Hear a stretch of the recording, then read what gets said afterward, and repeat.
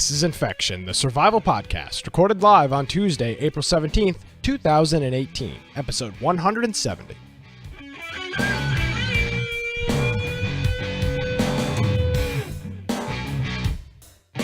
Hello, ladies and gentlemen, and welcome to another episode of Infection, the survival podcast. Infection is your source for the latest information on survival video games. We bring you the latest news, reviews, updates, and more each and every week. My name is Nick Craig. At Nicholas M. Craig is my Twitter. InfectionPodcast.com is our website. Joining me as he does each and every Tuesday, we're back, baby. Back on a Tuesday. Brian with an I, wearing a nice shirt today. Aldridge. Hey, Brian. How are you? Thank you. Hey, if you want to find me at Boise Computer on Twitter, of course, you can go check out my blog, Bite of Tech. Of course, that's with an I as well, biteoftech.com. Make sure you go and check out our website, infectionpodcast.com, where we have a contact form if you want to get a hold of Nick and I. Perhaps you want to find us on Discord as we play different games throughout the week. Maybe you want to suggest some news. Perhaps you just want to hang out and chat about games or whatever. We talk about politics. We could talk about all kinds of crazy stuff in Discord. So if you go there, there's a green button on the right-hand side that says Join Server. Click that, and it will connect you right up to our Discord. It's a free app. Also, we have our Steam group. If you'd like notifications right before the show starts, that's easy to use. Just click Join Steam group, and the little notification will pop up right before the show starts saying we're starting our live episode. Also, we have links to our YouTube, our Twitch channel, and we have all of our different podcast links on there as well. So make sure if you want to try and find us, just go jump onto our website. We have all of our show notes. So for the past now will be 170 episodes, plus a couple special episodes that we've done. We have show notes for those that talk about all the different video games that we've done through the years. Also lots of links to YouTube videos and articles, statistics, all kinds of stuff. If you want to find some of where we're referencing these things from. So that's easy. It's free. And all you need to do is just go to our website. So I think that's it for me. Absolutely. And we've got a couple of people that we'd like to thank here that subscribed. We got a couple of subscriptions right before the show and one during last week's show. So our good friend Judd and Green Man both hit that subscribe button, smashed the subscribe button on Twitch. Yes. Right before the broadcast day. And there was another one, Brian. Idle Ollie subscribed. I believe that was earlier in the week. Actually, it was today. It looks like it was today at 9 o'clock, earlier this morning. So thank you, Idle Ollie, Judd, and Green Man for your subscriptions. We appreciate it. And I'll leave put a little pin in that. We're going to have a pretty big announcement hopefully coming up next week. So we'll announce that next week. And next week or the week after, hoping for next week, we'll have a pretty big announcement coming up next week. So stay tuned for that. 170 weeks.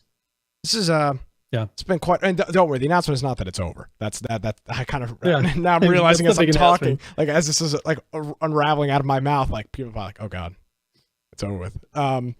So Green Man saying my sex change. Yeah, it's been a long time coming. That's what we need your donations for, so I can get a surgery. It's going to be Nicole and Brian hosting the Infection show. Could go a number of different ways.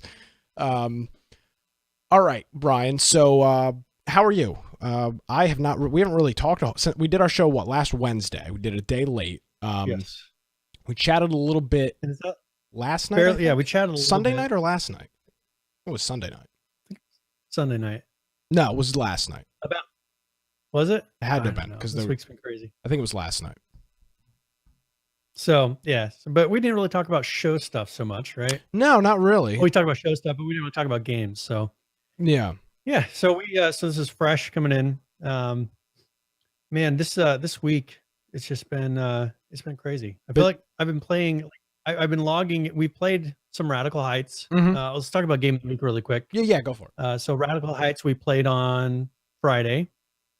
And we had a decent number of people doing that. Now it's duos only. You can play solo or duo. So we can't do like 4-man, 5-man groups. So we went through and played, had a couple different duos going of that and had a good time. So I think the game, from what I gather and kind of the feedback that I've gotten from people, is the more you play it, the more you enjoy it. So A lot of times when someone first plays it, they're like, this isn't, because they don't. I guess it's like any game. You don't know where to go. You don't know what to look for. You don't know what those tricks are, and once you do a couple games, you start to learn that, and we had a good time. I will say that I think that there's probably rampant cheating already happening in that game. Yes. And that's kind of a frustrating thing, because I don't know if people know this, but there is 0 anti-cheat currently in the game. So that's you'll as developers, the cheat creators start to get their hands on it. They have already created a number of cheats, ESP, aimbots, a couple different variations of other types of cheats in there, and they're freely available. So there's free cheats, and because they have 0 anti-cheat, there's, short of someone going onto a forum and reporting it, there's no anti-cheat. You have to manually go take a screenshot or a video, report it through a form, kind of like what happened with PUBG originally. That's how PUBG worked. Very and inefficient. So there's nothing built in. Yeah, very inefficient. I mean, someone has to sit there and manually. Actually, I'm sorry. Look at it. Inefficient. Well, it's inefficient. The word is actually ineffective. It's completely useless. It's completely ineffective.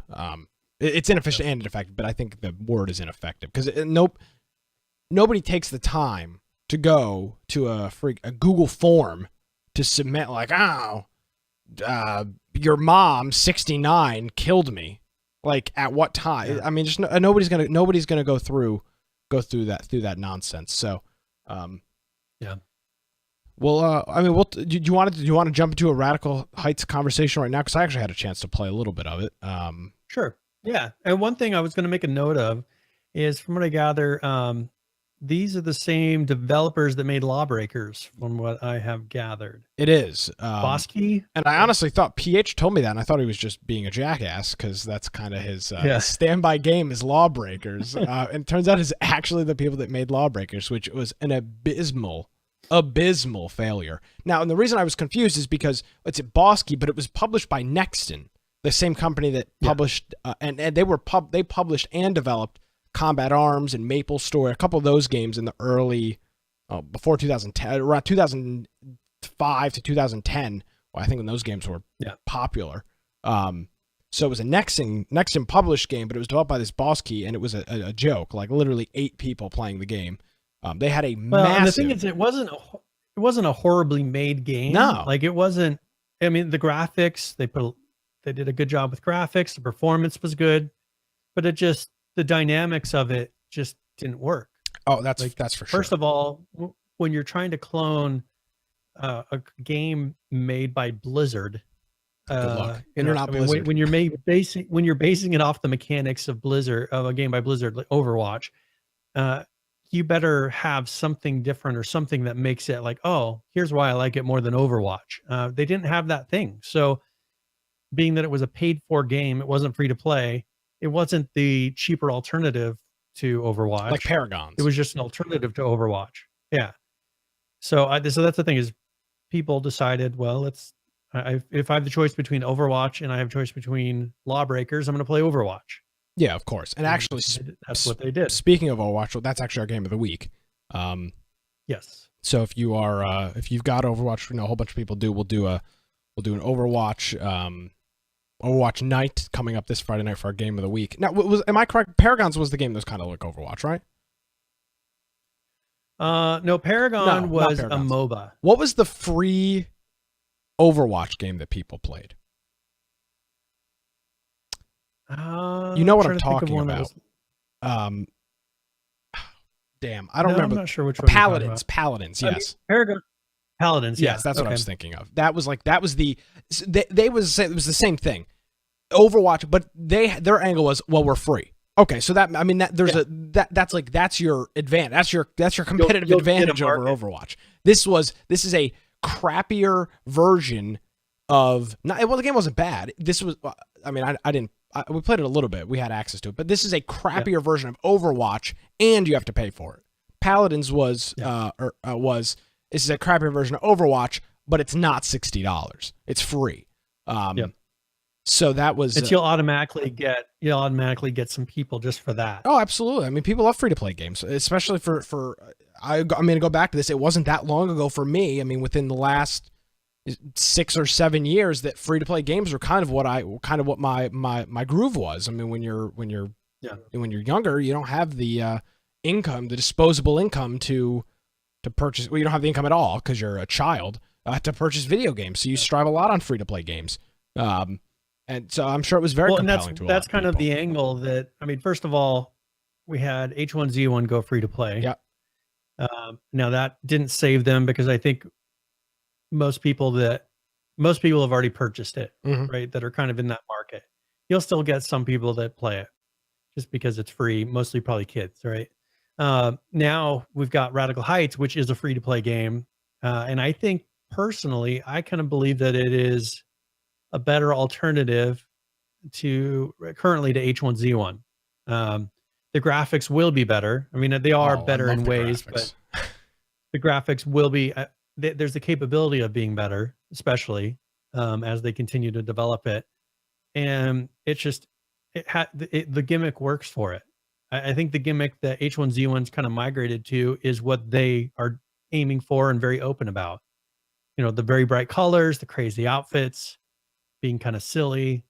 You know, I think that it works for this and kind of going for that 80s feel and an 80s game show type of atmosphere, I think makes sense and makes it fun. Now, the only thing is, as I said, they really have got to figure out, they've got to get anti-cheat in immediately. How they decided to release, and I understand that they want to get as much performance as possible out of this, but the issue that you run into is, well, you know, they better get the performance issues figured out really quick enough to where they can now have enough resources to be able to put anti-cheat on top of that. Yeah. Because this is 100 players. It feels fairly smooth. You very rarely have issues, especially for being the initial release. You know, usually servers are down half the time when we see games first come out. We didn't run into that with this.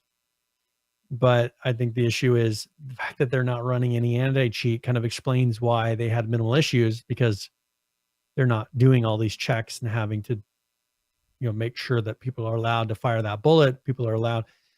PH and I were playing on Friday, and we were watching in the replays people spawning in items, spawning in level 3 helmets, spawning in level 3 body armor, spawning in ammo. Just it would like appear out of the person, and then they'd pick it up.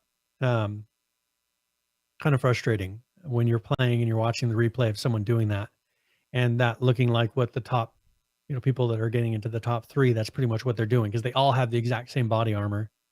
They all have, you know, all have level 3 stuff. But the crazy thing is if we died immediately, we watched the person who killed us, and somehow in the first 30 seconds they had level 3 items, which are supposed to be very difficult to get in the game. So they will, I think this could be the make or break for this company, because if 2 weeks go by and it's just rampant cheaters, it's going to be like H1Z1 all over again.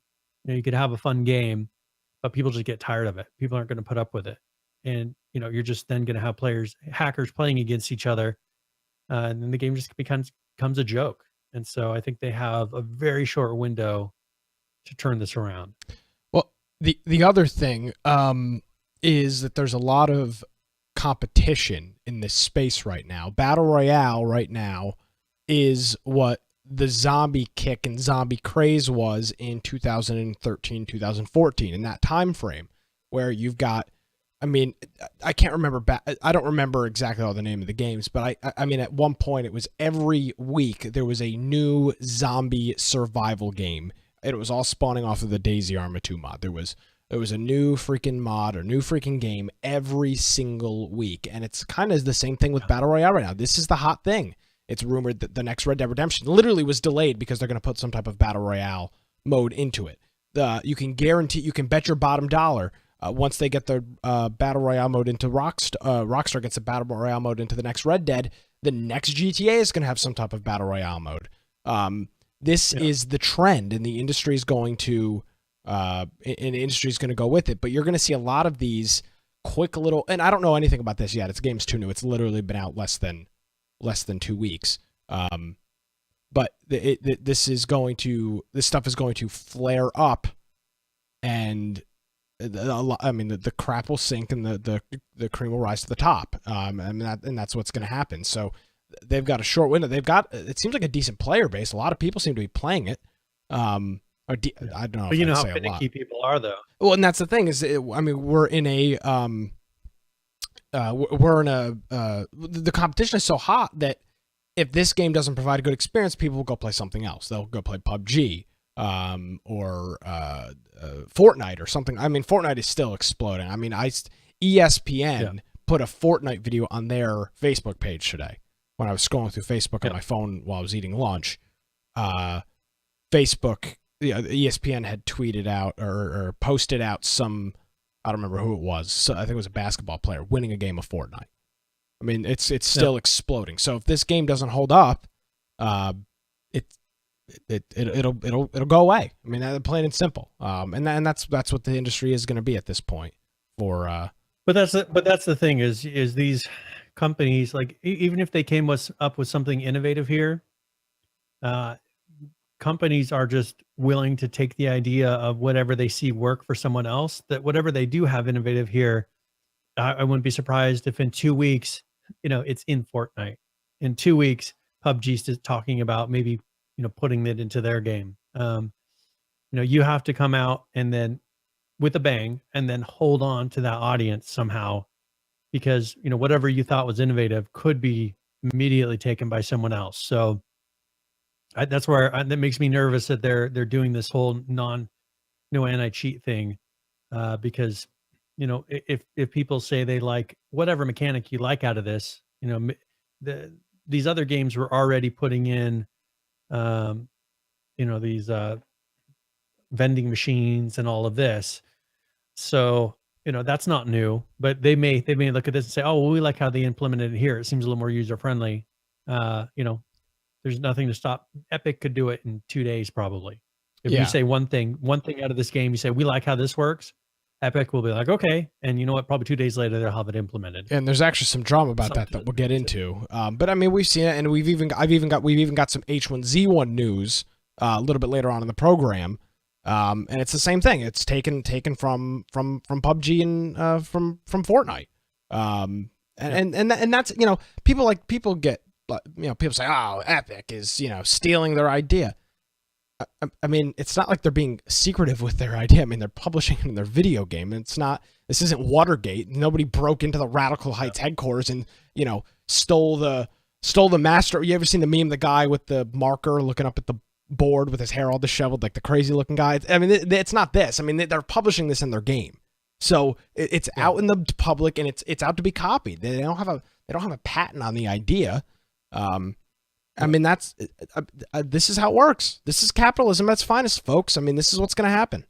If somebody can't keep up, I mean, we're seeing it with H1Z1. They were incapable of developing. How many times did we hear soon with H1Z1? They tried that nonsense over and over again. And it's whoever gets to market first. That's the thing. It's not necessarily. But the thing is, we had with H1Z1, they kept saying, "Oh, we're going to do this. We're going to do this."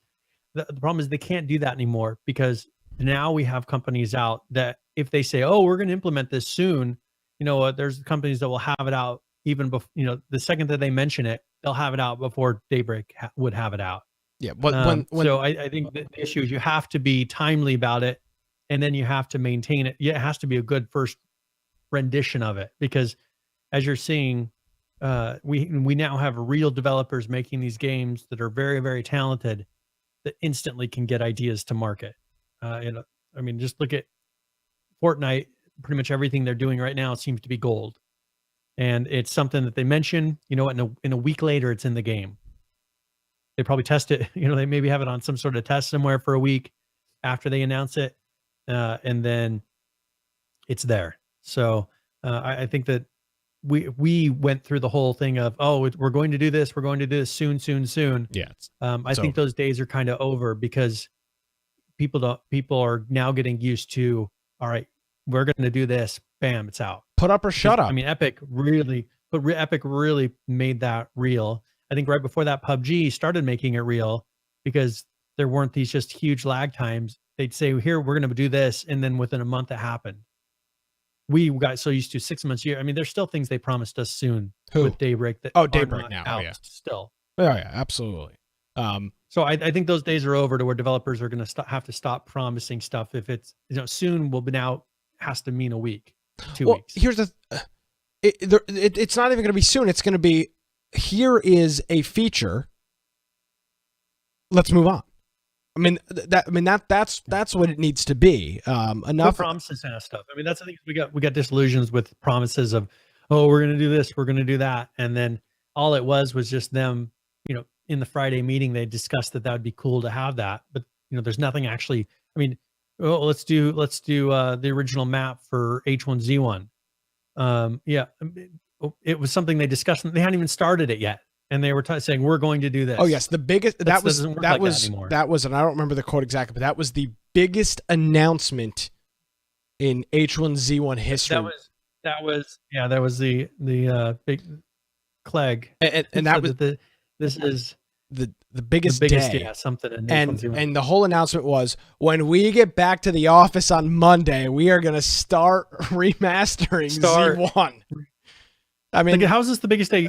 You sat in a meeting and said, "Oh, we should do this." Yeah, we need that's something. The biggest day is the day that you thought it might be a good idea to do something. Yeah, and I mean, all that was, hey, we need something to kind of end out the show with, and we need to end it out with a bang. That's how these events work. This will change everything. That's what it was. This will change everything. And has anything changed? It's still not. I don't see any. There's going to be screenshots soon. Is for the last thing I heard. Actually, he tweeted last week that screenshots are coming very soon. He's been seeing them and they look good.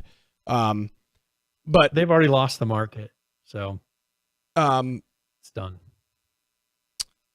Oh yeah. But so let's go back to let's kind of go back to Radical Heights for a second, because there is a little bit of drama. So the man behind Radical Heights, Cliff Bleszinski, is put out a tweet the 13th, which would have been Friday, saying, "Hey, at Epic Games, could you please stop trying to hire away my team? ? We just launched at Radical_Heights on #UE4 and are really happy with how it's going." Now, I saw this tweet. Somebody posted an article in Discord earlier today, and I saw it. And I don't remember who posted it. I apologize. But I saw the article, and not until right now, when another article was posted, I clicked on Cliff Bleszinski's Twitter. He is actually in Raleigh, and the reason that is significant is because Epic's headquarters is in Cary, North Carolina, which is right next to Raleigh. They're the two cities butt up against each other. Raleigh's the downtown. Cary's one of the subdivision municipalities that's off to the west. Very close, less than 10 minutes from downtown. So, yeah, I kind of thought this was just like, oh well. And by the way, again, headhunting is a thing. And Epic has got the money to headhunt, clearly. So, I mean, I understand why he's pissed off, but headhunting is a thing. So here's one name. Here's one name that did go work for Epic. So, his co-founder, yes, Arjun, was it Russi, something like that. I'm not sure. He left the company and went and worked for Epic for a secret project that they're starting. So we don't know what that is yet. But this guy, he co-developed the Jazz Jackrabbit series. I don't know if you remember that. Yeah, I mean, he was this like in the 90s. So he's been in the industry since the 90s. So he's got a lot of history behind him. Well, this Bleszinski guy, he helped do Gears of War. Yeah, well, he left Epic in 2012. He left Epic and then has been doing, his own stuff. So it would make sense that this guy, he's known by Epic. Maybe with how everything was going with, with their last title, he felt like it was a good time to jump, kind of get out. He probably didn't know that this one was going to have an okay reception. I mean, I can't say that Radical Heights is like challenging Fortnite or PUBG or anything. I don't think so. But Not yet. But but he may have felt that this other one was a better. Lawbreakers didn't do well. He maybe felt like that was going to hurt him in the industry, and he figured, well, I can't go wrong with Epic.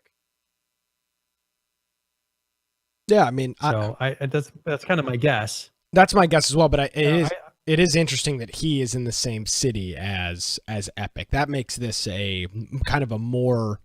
He doesn't really have any ground. I mean, he can be pissed off if he wants, but I mean, that's just the way. That's the way of the world. I mean, somebody's offering you 3 times the salary and says, "Hey, come work for us and help us continue developing literally the most popular video game right now." I mean, people jump between Twitter, Facebook, like all these companies, especially if you're on the West Coast. Yeah, oh yeah, Silicon Valley. They constantly have people going from one back to the other. That's a big thing in that industry, and so I think that it's becoming a bigger thing as the economy has recovered, and this is happening in tech in general. Right now, there is a shortage, and you'd be surprised. Look at the job numbers right now. There is a shortage of talent in the tech industry at the moment, and that would probably be exactly the same in the video game development industry. Now that the economy is coming back, these industries are hiring more and more people. Maybe they're willing now to start up new, as Epic starting a new one, starting up new titles.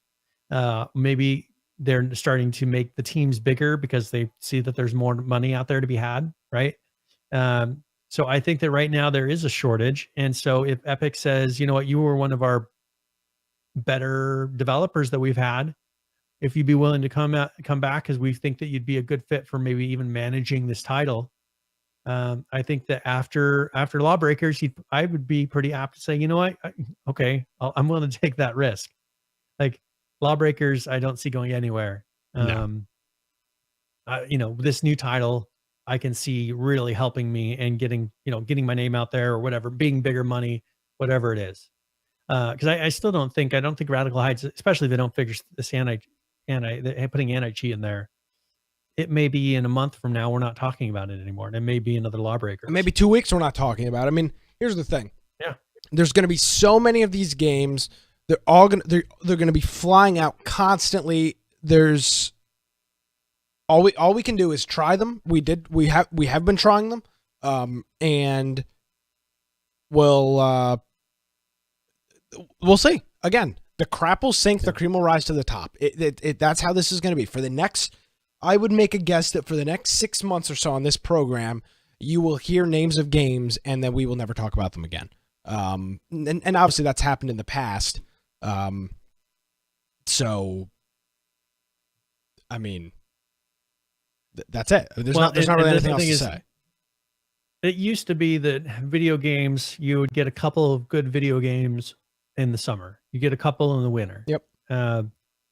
Now it's like there's decent video games that interest somebody coming out every week. Literally, yeah. Depending on what your area of interest is, there are games coming out every single week, and so it's really tough to be in the industry. Luckily, there's a lot of people playing, but I think with how it's been going lately, I don't know that we're going to have another. I mean, Fortnite pulled everybody. It's going to be a little while, I think, before we see a title that pulls like 60% of the PC gaming community. I don't remember. There's some really high percentage of people that play video games. Like Fortnite has a really high. I don't remember if it's like 30% of people that play video games play Fortnite. Fortnite and PUBG combined, you have, I mean, somewhere in the ballpark of, if we believe their numbers, over 6 million active concurrent players at a week, at any given point in a week. It appears because PUBG is hitting somewhere around 3 million a week top, and Fortnite has said multiple times that it's over 3. They said they're more popular than PUBG, so at least, I mean, 6, 7, maybe 8 million concurrent players throughout both those games at any given point. So a huge significant portion of the PC gaming market are just playing just those 2 games. So there's, I mean, clearly the industry is, and I don't even know if the industry wants but the industry is willing to try out new games, and that's what's going on right here with Radical Heights. This is a new game. We're talking about it. Yep. Twitch streamers are playing. I'm gonna load up Twitch right now and see what the numbers look like. I know the doc was playing it earlier this week. So let's think back 170 episodes. I'm sorry. This exact same kind of thing happened with H1Z1 back in the day when it was called H1Z1. There was that hype. People were playing it, but there wasn't a title the very next week to sit there to counter H1Z1. Like H1Z1 dragged that out forever. Just promise. We're going to do this. How long was it before? I mean, there weren't other titles in that genre coming out for seems like a year or two. I mean, there wasn't constant competition back then. So they came out, there was a bunch of hype, and they were able to maintain it for a long period of time. And I don't know that that's really, somehow Fortnite has done it, but that's because I think it's such a big company doing it and something just took off with it.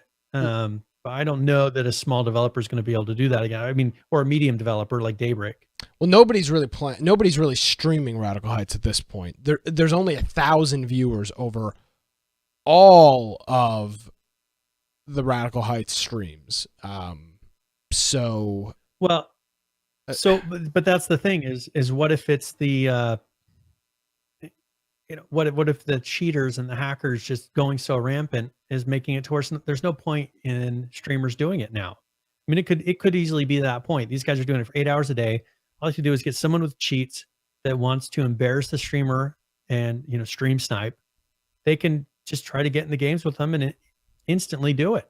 I mean, there's nothing stopping people from harassing streamers constantly when they play this game right now.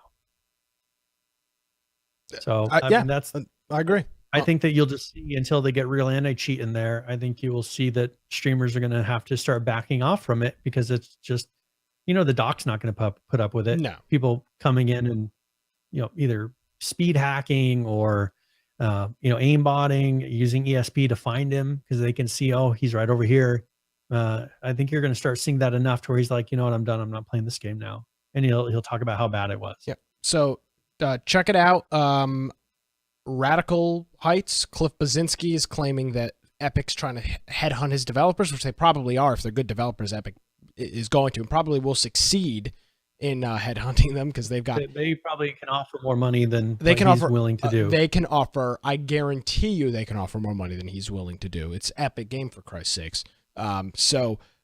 Epic's headhunting, we'll see what comes of that. Check it out. It's free, by the way. So just try it. Even if you hate it, who cares? I played a couple of games of it last night, and I just wasn't. I think it was either last night or Sunday night. I wasn't impressed. I just wasn't impressed by it. I love the graphics. I love the music. I love the art style. That's my thing right there. I love it. But the game itself, I wasn't very impressed with. But we'll see. I'm going to try it again. It's one of those things that'll play out. Oh, yeah, absolutely. They can put out constant updates to fix issues. They can get the anti-cheat in there. They can really lock it down. There is a chance that it could succeed, but if they don't make the right decisions between now and a month from now, like during that whole time, they're not making the right decisions, it'll be just one of those games that I think fades off.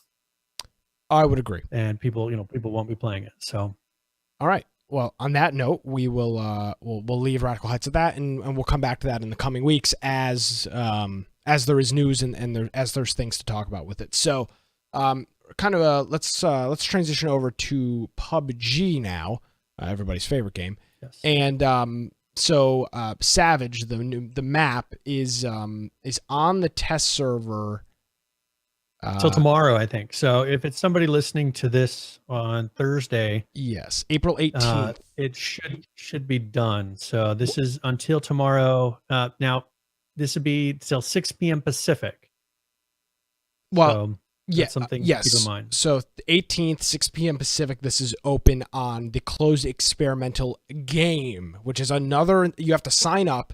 You had to sign up. Sign-up's already closed, but you had to sign up. I'm sure you can. Most people, if you go to mapbeta.playbattlegrounds, with the sign-up period's closed. Closed this morning. Oh, is it now closed? I thought they started again. Oh, okay. Closed at 5 Eastern. So if you haven't gotten it yet, but I'm sure they'll keep doing this method. In the future, it seemed to work for them, being able to get these test players. So I'm sure in the future, if they do another map or do a round 3 of this, you'll start to see them do the same thing, put up a website and get it on there. Yeah, absolutely. So So if you haven't, if you do have it, make sure you play it before tomorrow. yes. So if you haven't had a chance, jump into that. So we'll talk about that. They're following Epic's footsteps in the way that they're doing very quick turnaround modes. Now this one looked a lot of fun, but I unfortunately didn't have a chance to play it because my week was crazy last week. But they did do a mode called War. It was an event mode, and it was 3 10-man squads, and it's in a little piece of a wrangle. So yes, and that was it. It was open from the 12th, April 12th to April 15th. So a quick little 3-day stint that was available. And I watched a couple videos, via VODs on YouTube from Twitch. And it looked like a lot of fun. Unfortunately, I just did not have the time to. I wasn't even in town to play. So that. Now, I know that there was a lot of the guys from Hot Drop podcast. I saw them tweet about it. Yeah, a lot of their community were playing it. Yeah, they were playing it pretty heavily, and they were saying that it was a lot of fun. So they had a really good time, and I saw tweets from people saying, "Hey, you should make that a permanent game mode," and it makes sense. It's kind of, in a way, a Call of Duty-ish type of a mode. Yeah. Because you're rather than being 2 different sides, you're one of 3 sides, and then you instantly, the second you die, you're right back in the plane and dropping again. So, and it's a first to 200 points wins match. So if you think about it, I mean, it is very Call of Duty. Yes. Ish. Very much so. So I think that can be their edge. I mean, if they can get enough things like this, even when there's all that competition inside of the battle royale genre, you can keep people playing and keep opening your client just for modes like this. So, plus this is a lot better for a community. We have a hard time as a group playing this, playing regular battle royale, because you only can get a couple people. But if you have 10 people, this is perfect. Yeah, and I wish they would have done it. I wish they would have done it with a little more notice so we could have prepared for it. But because they did do it, they did it Thursday. It was Thursday, Friday, and Saturday, but they didn't announce it until later on in the week. So I wasn't around at that point. I would have made a better effort to become around if that was the case. I'd known. But it'll be back again. Epic does the same thing with Fortnite. They introduce a game mode. It's in the game for 100 hours or something like that, and then it gets pulled. That's just the way that they do these things. And I honestly do think that PUBG can put themselves in a place where if they've got, Brian, even 5 of these, like, really, when I say different game modes, I'm not talking like, oh, first person, third person. I'm talking like this. This is a different game mode. This is like nothing else in the game. If they could have 4 or 5 of these really kick-ass kind of out of the box game modes, I mean, they'll skyrocket to the top, because you'll have a game where it's like, well, today I don't really feel like going into a long game, I don't feel like doing a regular 100-man drop into a big map. I want to do more of a shoot 'em up Call of Duty. Let me just drop into a war game really quick, or let me do this, or let me do that. They really can kind of be the, it's going to sound stupid, like the place you go to play a game. They've got a different game mode for every mood or every game type that you want to play in a day. So it's going to be interesting to see if they continue with if this mode was successful in their eyes, which, I mean, I don't know. And then from that, do they bring it back? And if so, do people continue to play it? But all the comments I saw were very positive. Very, very positive. So as I said, I'm sure that they'll bring that back. So, so now there were some changes now one thing I saw was they made those changes to the blue zone, or to the rates of the zones coming in, and then I saw something saying they actually reversed it. So I saw some people that were really upset that it was actually reversed, and then they had undone the changes of the rates, because people were, I guess, getting upset because they're getting caught off guard because it wasn't their usual timings. Well, I don't know. And so that That was something I was kind of surprised that they reversed it so quickly. I don't know if they have, because this patch note came out on April 16th, so that would have been yesterday. So maybe they did. I was watching in the last couple of days. I was watching a YouTube video of one of the people following it, and they were saying that they reversed it. But is it possible they just put it back in? I'm saying these notes were published yesterday. Yeah. So that's the thing, is I'm wondering if since then they put it back in Potentially. Because I think initially, like right after it was posted, like the first time, they reversed it within like 24 hours. Interesting. Okay, so this may or may not be in the game. I'm not sure, but so for the red zone, the strange thing is that I just don't see. Yeah, I think that this one will be current since that change. So this will be what is in effect. I don't think they reverse it since this one. Okay, so just be aware this may or may not be in the game. We're not really sure. All this stuff is so fluid. So for the red zone size and duration, they've both been decreased. The red zone is the airdrops that come and can randomly kill you, the random red zone. Now the blue zone, which is the gas that you'd say that kind of swarms into the map and eventually pushes you into a ring. This is really cool. And this is a game changing, a game separating thing that nobody else is doing. So a new feature enables the blue zone to calculate and adjust its waiting time based on the number of players left alive. This is a game changer right here. This is something that, again, we were just talking about kind of rising to the top amongst all the other games that are out there. This is a feature that can do that, because I've played back-to-back PUBG games on the same map. And within the second zone, sometimes there's 80 people left and sometimes there's 30. And it's the exact same spot of the game. And the game plays out the exact same way no matter what. And it's stupid. It's absolutely stupid that it plays like that. So this is a dynamic blue zone that if there's 30 people when it thinks there's supposed to be 60, it's pretty much just going to, I guess, double how quickly it moves, because there's half the people left that it was expecting.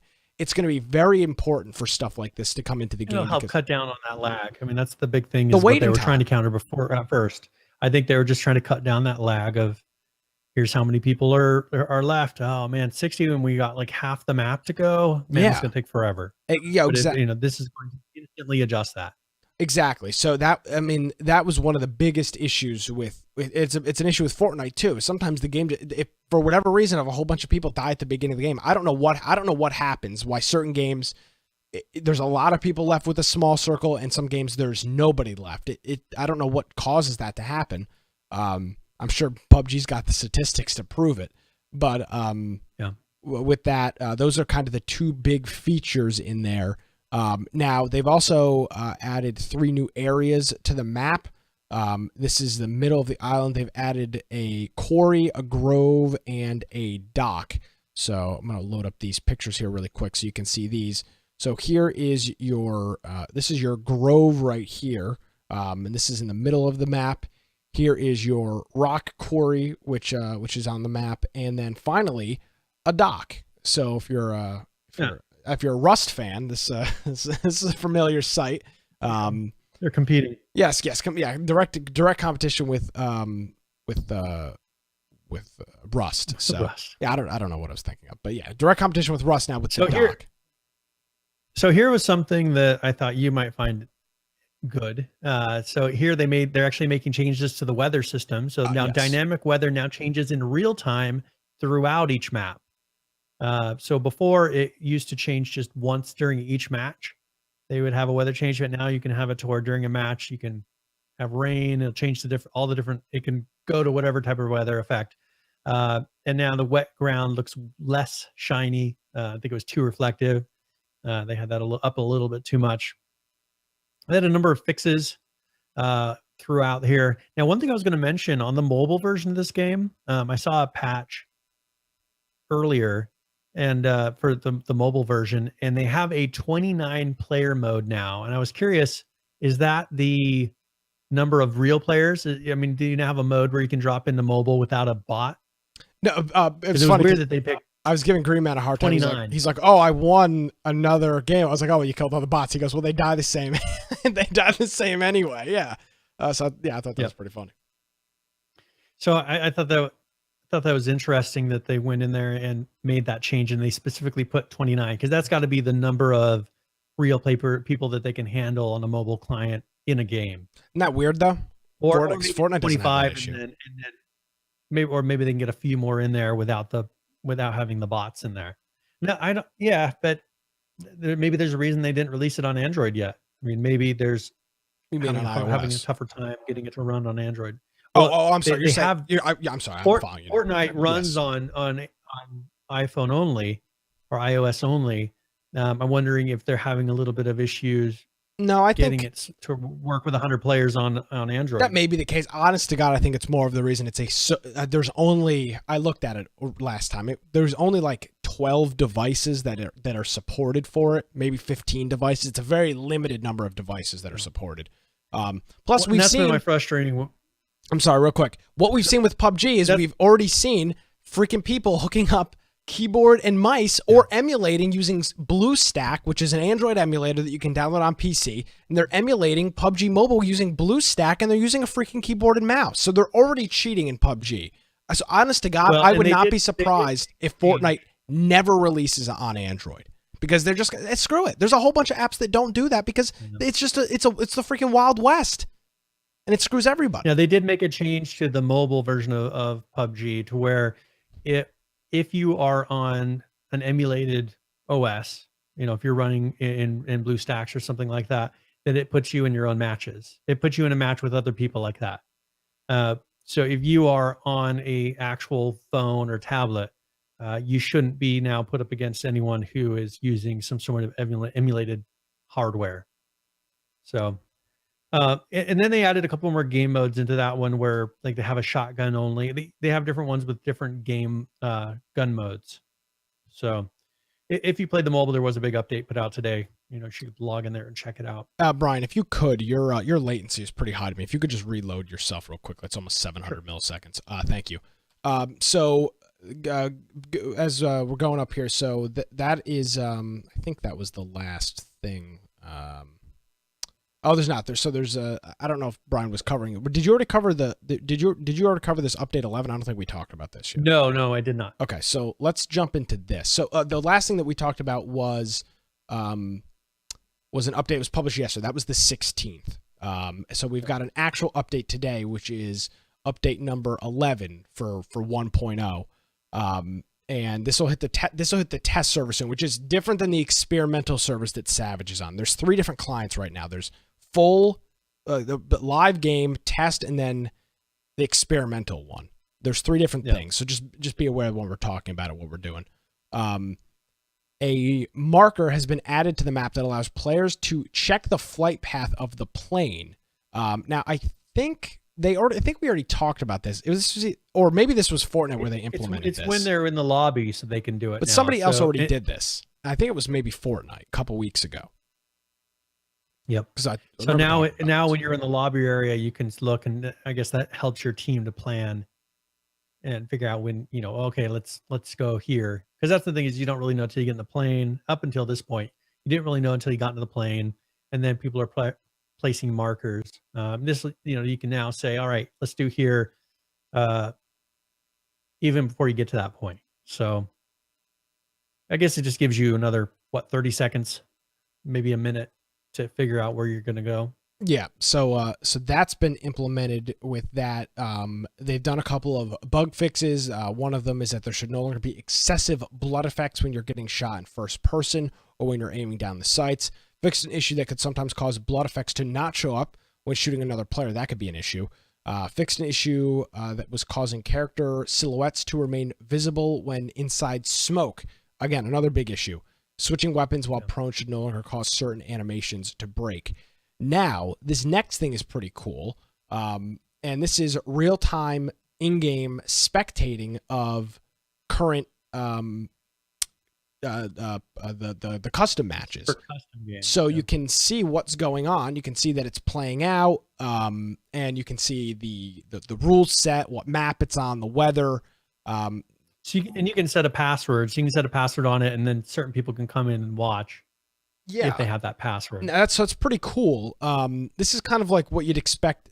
This is just a typical server browser, essentially, but except the ability to watch. But this is what you'd expect out of like a source game server browser. the mode, the name of the map, the player count, all the status. Is it running? Is it playing? Waiting? What's going on with it? So that, and then of course the ability to spectate with that. They do say that the custom real-time spectate is still an early development stage, and it's unstable. It may not work very well, so be aware of that. Now, there's also a new crate, and with the new crate, we've got a couple of weapons here. Now, everybody loves the frying pan. They love hanging on to the frying pan. Everybody believes it's going to literally save their ass from getting shot. So, and look, what I think is funny, they put the bullet holes ricochet. Yeah, right. Yeah, there's bullet markers there on it. Because I mean, that you'd be surprised how many times that someone shoots at you and they hit that. Yeah, okay. So we've got a bullet or a new. They're this one's like stainless steel. It's not like a regular cast iron pan, and it's got a helmet up with the player unknown helmet symbol. With what are those leaves called? Those leaf monikers that come up. No, I don't remember that. And then some like horn thing behind it. So kind of a design. Laurels? Are they laurels? I'm not sure what their name is, but you'd see it on like a family logo, or I don't know what you'd see it on, but crest. Yeah, crest, a family crest is where you'd see some stupid stuff like this. So they've got that. They've got the shark skin. Sometimes you see this on like airplanes, especially like older like World War II airplanes. You'd see this kind of shark front look on the front of it. So the shark skin is in there now.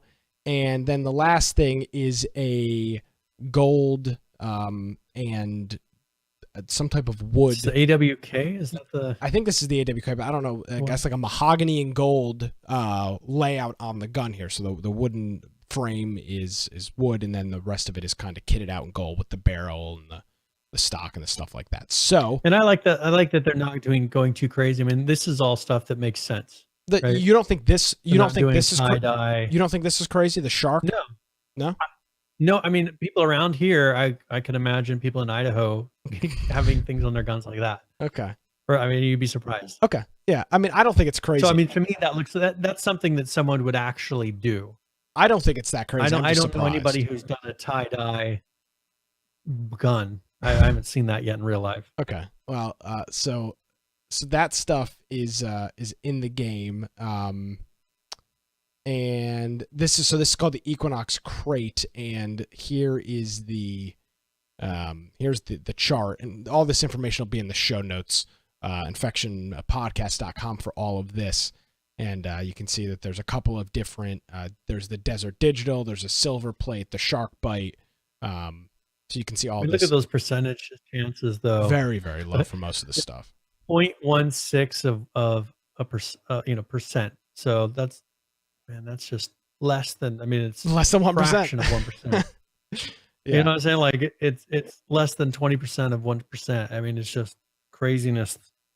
It's crazy, and they know that that's just going to raise the prices up. That people are willing to pay for those particular skins. Yeah, they.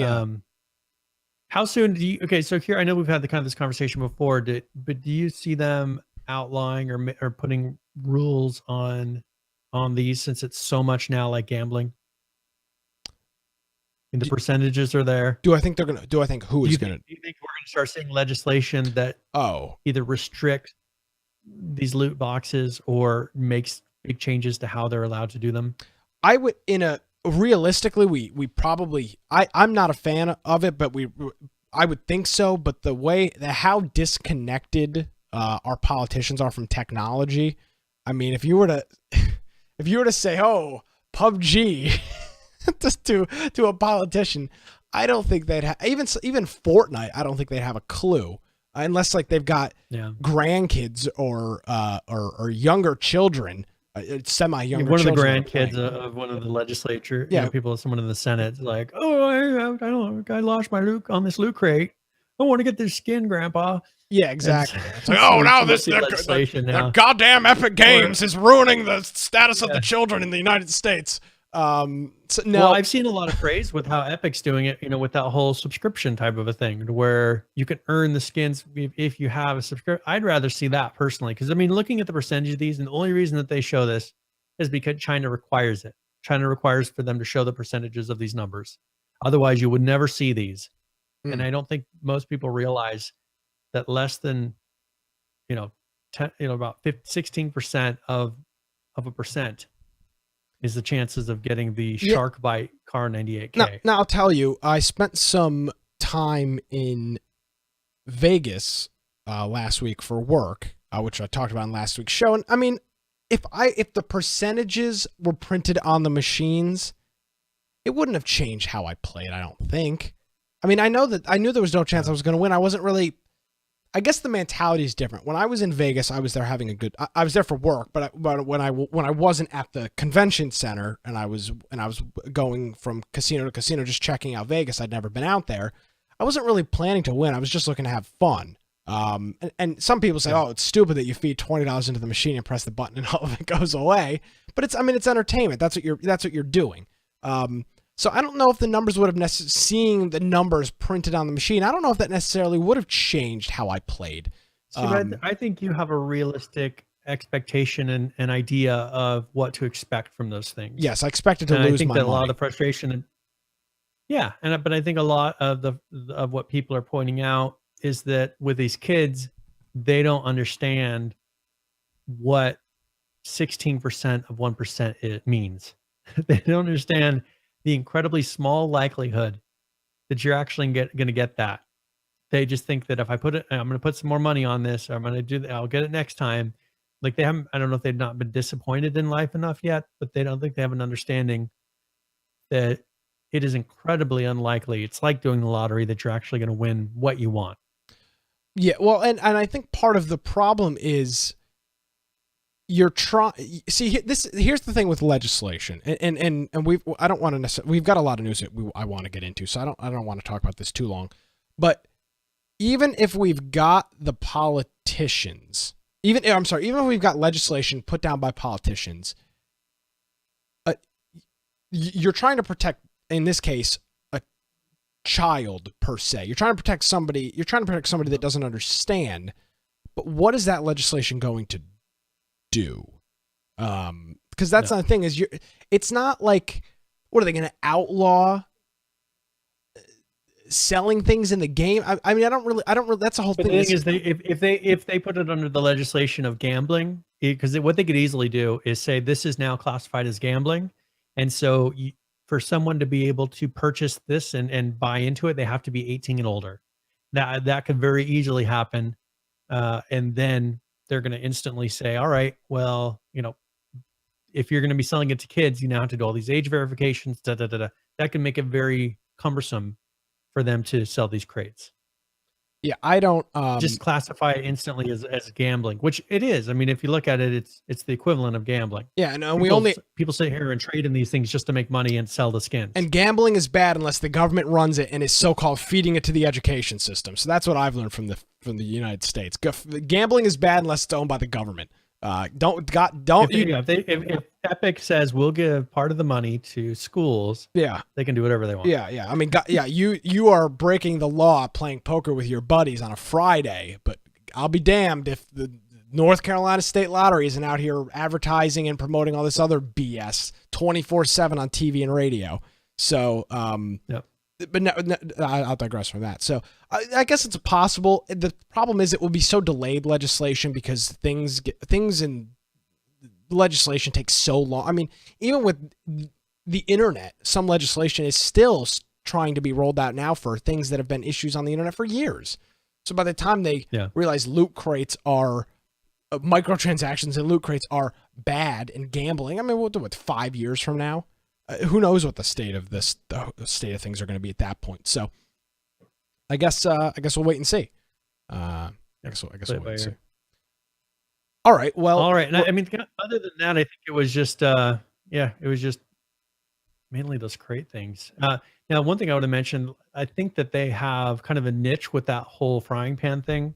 Yeah. Because it's something that's if you find it, it's kind of an attachment. I mean, it doesn't change. It doesn't have to be your weapon, but you always have it out. I think they could really play that up and come up with a lot of the different, or even have them as rewards for seasons. Like if you have a certain frying pan, that means that you take place in the top 100 during whatever season. I think they could really go places with that. as long as they don't have them start to glow. Maybe if it was red hot, that would be as much as I would. They're probably going to be radiation glowing here pretty soon. Yeah. Now I've got some sad news to report here, Brian. Yes. This is one that really hits me right in the heart. I'm sad to announce that RoboCraft Royale has been shut down. Oh, isn't that? After I went to go look up some news. I was like, have they done anything new? And then I found that their announcement that they're shutting down. We only got to do it once as game of the week. This is sad. I'm trying to figure out, the store page is gone, so I don't know when it came out. I mean, we announced it pretty quickly after it, so it was only however many weeks ago. Jesus. I'm trying to scroll back and find it. I will. But yeah, RoboCraft Royale has in fact been shut down. So March 26th.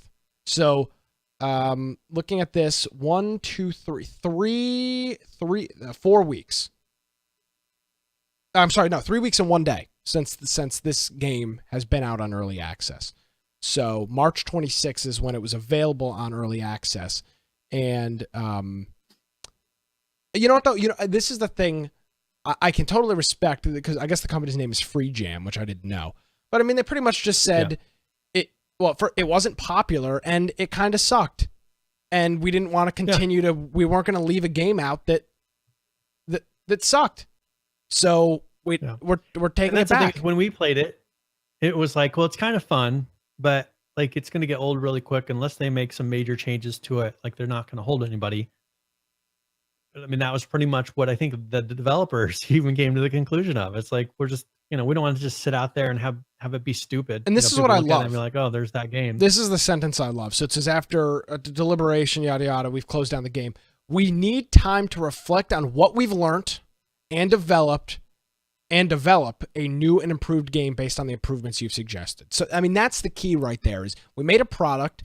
The community didn't, shocker, the RoboCraft community wasn't into, Battle Royale, but we tried something, it sucked, so we're going to pull it back, and we'll come up with something new in 2 months.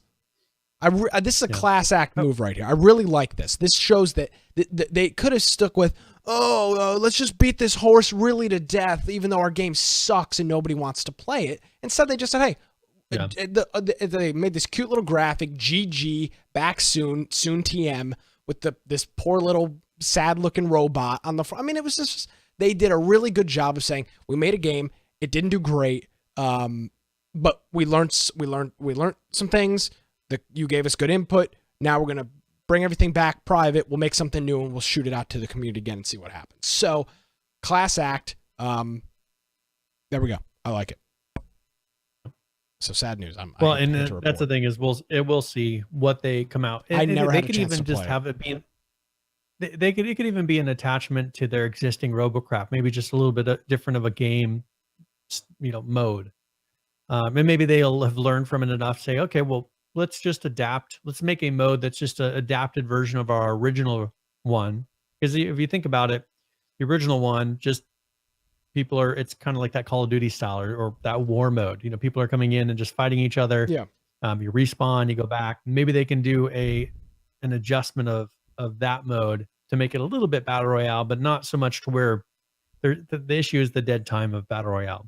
Yes, absolutely. I think in this one, being that you're in a vehicle, you can fly around and look for people, but it wasn't the quick, fast-paced action that you play on the main game. So we'll see. They may not come out with anything on it, but maybe they'll try again. They could always release something different. Say, hey, try this, like they did with this one for a couple weeks. If they find that it's not fun or people don't take to it, then just shut it down. I mean, it's a free-to-play game. People aren't out with money. Yes. So. Oh, absolutely. So that's kind of the news on that. I kind of brought that up in a joking manner, but it is in fact actually shut down. Now, Brian, we're about our halfway point here, and for people that are maybe have obviously watched the program for a while, but are somewhat new, we do pretty much one game giveaway now. So we'll announce that probably here in about 20 minutes or so, and we'll be doing one giveaway towards the end of the program. But I did want to mention the Humble Bundle Monthly that is available this month. Now, just for everybody's for disclosure and let everybody know, we are a Humble Bundle affiliate. We've been talking about and promoting Humble Bundle Monthly since well before we were, but we're an affiliate now, and there's a really great Humble Bundle Monthly going right now that you've got 16 days to get. It's got a couple of cool games in it. And this one, they're saying it's $100 worth of games for $12. So when you purchase this, immediately you'll get access to Dead Rising 4, which is a AAA title, Kerbal Space Program, which is an incredibly popular game on the PC. I don't have it. I've got a friend that plays it quite often, and I've watched it many a times, and it's always looked fun. And then Runner. And on top of that, there's also more games to come in the coming weeks once this is over with. So that's the Humble Bundle Monthly, and the way you can get to that is heading on over to our website, infectionpodcast.com/support. You can head on over there, click on the Humble Bundle link, and that's how you can go ahead and support the broadcast, support the program, and as well as our direct contributions or our Twitch subscription, which we list a couple people at the beginning of the show, and anybody else that subscribes, we'll announce those names as well. So Humble Bundle, you can head on over there, humblebundle.com, head on over to our website, infectionpodcast.com/support, click on the link, and it does, in fact, help support what we're doing here with the show. All right. And that's the thing, is it's an easy way to get a bunch of games. And I'm still subscribed to the monthly. Oh, okay. And because they always have some sort of a thing a game I didn't have. Like, what was the one, Dead Rising 4? Like I don't have that game. And so for me, it's worth it to keep it for that. I'm going to actually subscribe to this one for Kerbal Space Program. I've always wanted that. Yeah. So, I have that game. It is a lot of fun. It is challenging. It's realistic per se in its physics engine. It actually requires you to build something that's somewhat aerodynamic for it to work. And you have to try to get escape velocity, and you can go out, like you can orbit the moon and then come back. Like there's a whole bunch of different challenges. So it is fun. There you go. infectionpodcast.com/support. All right. We've got some H1Z1 news I want to jump into quickly. I kind of teased earlier in the program that there was some H1Z1 news, and they were taking a page out of somebody else's book. So there was one of their developer live streams that they did earlier in the week, and they brought up the fact that they are working on a revive system. A revive system is being tested for H1Z1. Now, what does that mean? And it's a pickup system. It's you can call it a revive, but it's a pickup system similar to what PUBG has. So instead of getting shot and instantly dying, you would fall into a revive or a pickup mode, and that's something that they're saying that is being tested. Personally, I think it's with most of the things that they're trying to do, it's day late and dollars short. Yeah. If they were going to start copying people, they should have started a long time ago. I mean, I think they finally just realized that everybody's doing it. Maybe we should do it too. Let's just take the best ideas and implement them, because people took the best ideas of H1Z1. I think that's where we're at nowadays. So, if they saw that it worked, like they should have instantly done it. And I think that's what they're going to start doing from now on. Yeah, and as I was thinking about it, I thought, does this game really need a revive system? I mean, I was kind of thinking about it. Would I want to be revived in this game? Sometimes maybe not. I don't know if every game needs the revive system. Obviously, Fortnite's got it. Radical Heights has got it. PUBG's got it. But I don't necessarily know if it's a necessity to have it in every game. I find most of the time when I get knocked down in a game like Fortnite, all it ends up doing is killing the whole group because everybody tries to revive instead of continuing on with the battle per se.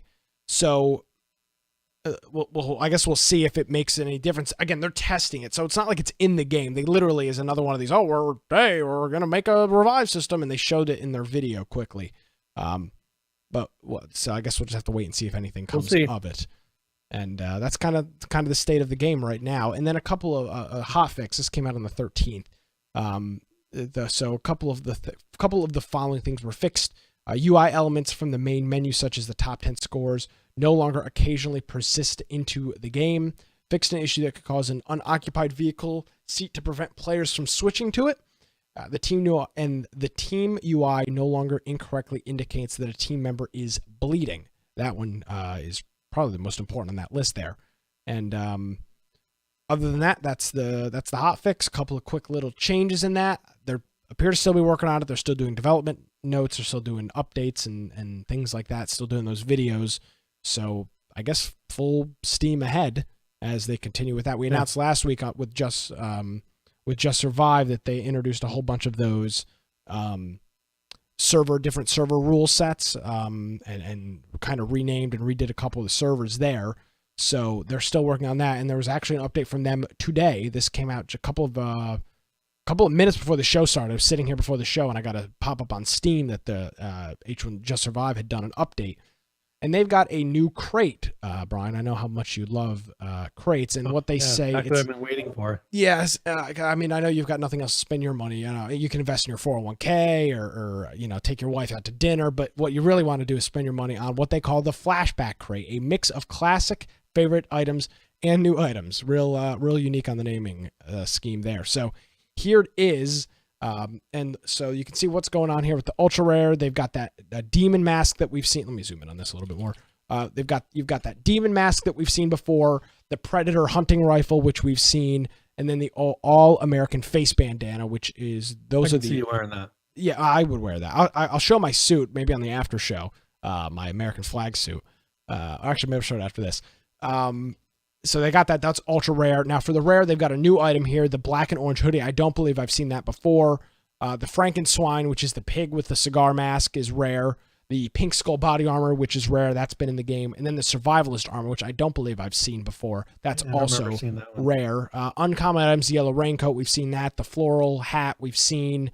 Couple jackets, we've seen all this stuff. As we move into the common, couple of pair of leggings, the EZW wrestling shirt. So that survivalist hat, do you remember where that's from? No, is it some kind of trick question? That was the bonus for buying like the premium version back when you originally purchased it. Remember there was like a special edition? That was supposed to be that item that was only available in the special edition. Huh. I don't remember that, and I can't fact check you. Now they're making it available. Huh. Wow. Yes. So that's the original. Like if you bought I don't even remember the editions, but they had two different editions: the regular, and then the digital deluxe or whatever they called it. I'll have to applaud you on that. All the way back to 170 weeks. Is that sticking? Yes. For you're not anybody. Don't ever let anybody call you an old man, Brian. You're sharp as a tack when it comes to stuff like that. Well, so they haven't legalized pot here yet, so I still have my memory. We're good to go. And then a couple of other things: the cargo pants, the woodland rattler jacket, some things that we've seen in the past. So a flashback crate, which I mean, it's kind of cool, but unfortunately nobody plays the game, so I don't know who the hell is going to be buying these crates. So with that, there's also a couple of updates, things that were added missing icons to the Blackstone Stronghold recipe in the Steam inventory, reduced snare trap damage, server memory management improvement, fixed an issue causing player stamina to decrease slower than intended, fixed an issue that caused beehives to produce more honey than intended, fixed an issue causing melee weapons to lock up and not function when player sprints while in the passive stance. We've seen stuff like that before. Updated anti-cheat countermeasures, and then a known issue. If a beehive, I don't know why they're screwing around with the beehives, but if a beehive is stuck at a single honey produced, you need to pick it up and place it again to unstick it. This only affects some beehives that were full prior to this update. Very specific. I don't know who is screwing around with the beehives in the game. I don't know who is playing the game, actually, to be honest with you. And yeah, there you go. So, here you go. That's the update. So a couple of new skins in the update here, and that's it pretty much for just a Hey, rod. so do you mind if I open up the giveaway here really quick? Absolutely. And we can let it roll out for the next 3 minutes. What do All we right. got? So exclamation point giveaway in chat. And that will get you into the raffle, which we'll do right before the end of the show. And I'm going to give away a copy of a game that I really enjoy. This is Hand of Fate. Oh. So this is one, I don't remember, that was our first interview that we did at PAX last year. Yes. Hand of Fate 2. But this is Hand of Fate. It is a very unique card game. It's like an RPG action roguelike card game. And so what they do is they have it where you're playing a card game, you're laying down cards, so it's random each time. And when, let's say you go to the next card and it says you have to fight, you have to fight a certain amount of enemies, then it will draw cards to pick out how many enemies you have to fight. And then you go into an RPG type of a battle. And you work your way through and you get upgrades that will actually help you out in the next game. So it's building towards a final deck of cards. And so there is a progression system through it, but it is a lot of fun to play.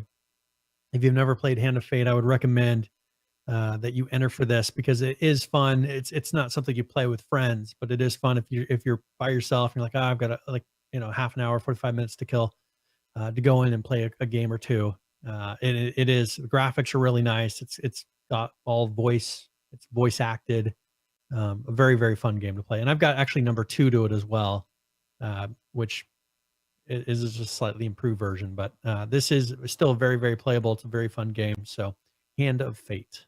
There you go. You can enter exclamation point giveaway in chat to do that. And if maybe you're listening to this after the fact, maybe you're watching this on YouTube or you're listening to the podcast on one of our podcast apps, TuneIn, Stitcher, whatever it may be, you can tune into this program live and you can enter into these giveaways. You can be part of the chat. You can correct us when we're wrong. We're wrong more often than I'd like to be. Once in a while. So you can tune in. We are here live every Tuesday evening, most Tuesday evenings, 7 p.m. Eastern here on our Twitch channel, twitch.tv/Infection Podcast. I know last week we were live on a Wednesday. That happens very rarely, but every once in a while it is a Wednesday or maybe a Monday if there's a holiday or something going on in between. So you can tune in live, enter for the giveaway, hang out in the chat, and kind of interact with the community. And overall, I mean, people keep coming back every week, so we've got to be doing something right there. Infection Pod, or twitch.tv/Infection Podcast. And Brian, I'll tease it I'm not going to tease, I'm going to show it. So last week I talked about my pinstripe, my American flag suit, and you brought it up because of the banner. I cropped the other people out of this picture because I'm not going to dox them. But here it was in all of its glory. Hanging out with the blue jacket with the stars, the red pants, and the tie. So this was the all American look. I tell you, a lot of people like the suit, a lot of compliments. People really seemed to enjoy it. Took a lot of pictures. It went over very well. Let's just say that. Yes, I'm cosplaying H1Z1 according to PH. I'm just running around like an H1Z1 character. It actually does look like an H1Z1 outfit. Yeah, I attacked a man on the street, got arrested. It was fantastic. So that it was the whole thing. It worked out quite well there. So yeah, thank you for. I want to mention something that I was actually trying to research for the show. Okay. And it's something that it's in regards to PUBG, which we already talked about. Okay. But I kept hearing this stat that 99% of the cheaters were from China, right? I was seeing a stat. It was on PC World. It was on Kotaku. It was on a number of these sites. They were reporting. Yeah, thank you. They were reporting that 99% of the cheaters in PUBG on BattleEye were coming from China. And so I wanted to source that because, believe it or not, I don't just bring all of Kotaku's articles here and say, hey, this is fact. I want to find the sources first. So I went and looked and I actually found that the original quote that was pulled from is from Brendan. And what he actually said is 99% of the cheats come from China. And he was not talking about the cheater statistics of the game. He was saying the actual cheats that are created. And if you think about it, it's probably not a 100% accurate statistic, right? He was talking about this in a podcast. And it seems more like it was a him saying, you know, practically all of, I mean, it's the same thing as saying practically all of the cheats that are made come from China. So I was wanting to find that, because it sounds like a great thing to, because it proves what we were saying, right? 99% of the cheaters on banned. And I started looking, and it was actually fake news to a point. Oh boy. That was bringing out that exact detail, right? And now it does indicate that a lot of cheaters are from China, because as he says, pretty much all of the cheats themselves come from China that are being created. But because I was going to bring that up on the show, and it's like, I got to source this. I got to find the facts that back this up. And that is, that's what I found. So if you look, BattlEye has never released statistics saying, here's the percentage of cheats that come from these different countries. And I've never seen those details released by them. I mean, I don't know. I don't think you've probably ever seen something saying, 65% of cheats of the bans that we did, came from this region or this. I've never seen that from them. The last time, and I thought this is kind of interesting, the last time that they sent out a tweet was at the beginning of this year. And that was the one saying, just in the month of January alone, we banned, 1 million, whatever.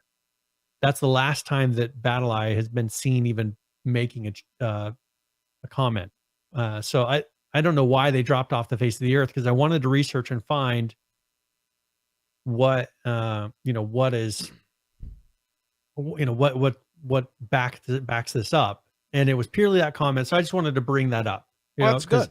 I don't want to come on here and say, 90, because I'm quoting here Kotaku, because we could easily say that and claim ignorance, right? Oh yeah. Later when it's disproved. But I just wanted to point out that if you see that online, someone saying 99% of the cheaters are from China, that's not what was the original quote. He said 99% of the cheats that are made come from China. But if you look at the player percentages, no matter what, higher percentage of cheaters are going to be from China, because a secret is at least 60% of the player base is from China, at least. I mean, probably higher than that. So, anyways, so that's just something I thought I'd bring up. Well, that's because good. I don't want people getting caught up into that. Of saying, oh, here's some proof, because as I said, just because PC World, because you'd be amazed, they don't check their sources. These guys are supposed to be writing articles and being investigators or whatever. They don't even source any of their information. Tech news websites and gaming news websites have really fallen off the face of the earth within the last couple of years. There's really just, there's just one of the sites, Kotaku, Engadget, PC Gamer. Somebody writes an article and then everybody else just quotes that article and writes the same thing. They become opinion pieces. Oh, it used to be that you'd have to go and talk. You'd have to find your sources. You'd have to back it up. And the fact that they quoted some random blog who then was quoting a saying, and misquoting a saying from Brendan on a podcast, shows that they wrote a whole article about something they never even bothered to source the quote. The whole article was based on this. It's called a quota, and they have a quota, and they have to write a certain amount of articles or get a certain amount of hits on websites. That's actually how a lot of these things work. Is you need a certain amount of hits to continue to stay employed. Maybe that's what we need to do on our YouTube. I need to start just making sensationalist claims. We should just come up with good titles. YouTube videos that have no. Yeah, we'll just put good titles, and they don't have to be any clickbait. We'll be like everybody else on YouTube. Statement. Yeah, we'll get a female on the show to be like a Twitch streamer to have the breasts be the permanent part of the program, and we'll be like every other YouTube and Twitch streamer. It'll be great. I can honestly, what could go wrong? No, your wife would love it. It'd be great. Once you get that transition, then we'll be set there. You're our key. Yes, exactly. We'll be good to go. That'll solve many of our problems. So yeah, Ross is offering to fill that position for us. So. Of course, and I do appreciate you seriously, Brian, looking into that, because that is, of course, the meme is fake news, but in all retrospect, as something is said, it's taken out of context, it's misquoted, and then it as we repeat it Kotaku writes the article, it gets talked about on Reddit. Then when you and your friend are having a conversation about whatever, you say, oh, well, 99% of the cheaters are from China. And it turns out that because you read it as a fact. I mean, you read Yes. it. The thing is most people are unwilling to go back 3 articles to find the source. Yeah, why would they? I mean, and the thing is, I went to Kotaku, who quoted PC World, who quoted this random blog, who quoted a podcast of Brendan, and somewhere in the middle there, they misquoted, but all of them quoted it as 100% fact. This is a fact from each step. They all said this is a fact. If any one of those people would have gone back and checked a source, yes, the line of lies would have ended. But it's just insane to me. Not a single one bothered. A very prominent talk show host I listen to says journalism is dead, and I think that would be a good that would be another indication of that. And it's in news, and it's in politics, it's in regular news, it's in video game and tech journalism too. There's just no standard anymore. It's a real shame because you go to these websites and there's really nothing to read. So yeah. We'll I guess we'll go from there. So what's it? We've covered PUBG. Well, that's the thing is Lance is bringing up what I mentioned, a little while, a couple, like last week or week before, he's making a comment about the game reporters that we saw at PAX. Oh God. They seem very unenthusiastic. Like they're back there, look, bored out of their minds, kill themselves in the freaking press room. I mean, it was like if they had a pistol, they would have blown their brains out all over the wall. I mean, that's what it looked like. The thing is we went there, we were excited to talk to the different companies. We were excited, we got to get out there. Let's get this interview. We were lining them up, and those guys are sitting back there just bored out of their minds. Like, oh, I got to go do another interview. They don't care. It's a job to them, and they could care less. And that's kind of sad. And it shows in their reporting. As you said, they have a quota to make. I've got to do this many articles. I got to do this article. I mean, that's how they talked back there. And so it's just, it shows, and that kind of explains to me what we're seeing when we go to read these supposed, truthful articles. They don't care. They don't dig into it. They don't really care about PUBG. They probably don't even really play PUBG. They just have to write an article about it. So yeah, absolutely. All right. Well, I really do appreciate looking into that, Brian. Thank you. Yeah. So there's a new game that came out, and there's a Ring of Elysium, and this is something that's kind of a PUBG knockoff. And there's actually a video, some gameplay of a streamer playing it. I don't know if you want to just kind of jump in. Yes, I will do. And while we're talking, just start playing some of it. Now, this is something that's actually developed out of Thailand. So it's a pain to be able to get into it. There's a number of steps that you have to do to actually get access to the game. And if you're interested in doing that, you can go and follow the steps. There's tutorials on YouTube and everywhere else. Thank you, Joshua, for the cheer. Yes. And so if you take a look, personally, I think the graphics are better than PUBG. Oh, this is interesting. This looks like Just Cause. Yeah, I've never been 100% impressed with the movement on PUBG. I brought it up a lot of times. Their blend spaces and everything is just horrible. Oh my! What the hell? And with, I mean, are you watching this? And so, yeah, I'm watching. And this one has a pretty unique, as far as environment. It's got variety in maps. It's visually, I prefer it a little bit. I mean, the characters are kind of crazy. I mean, this is out of Thailand. It's got a little more of the anime. I mean, they look like the female looks like she's Thai. But other than that, they're kind of a mix between anime and PUBG, and just a slight kind of look. But still visually, I mean, it looks very nice. I think the environment, the colors are very good. I see a lot of people playing it. This literally looks like a reskin PUBG. This looks terrible. Yeah. I mean, if you look, it's very, very close to PUBG. The map is exactly the same. The mini map looks the same. The inventory looks the same. I mean, literally that. I mean, look at this. Hold on.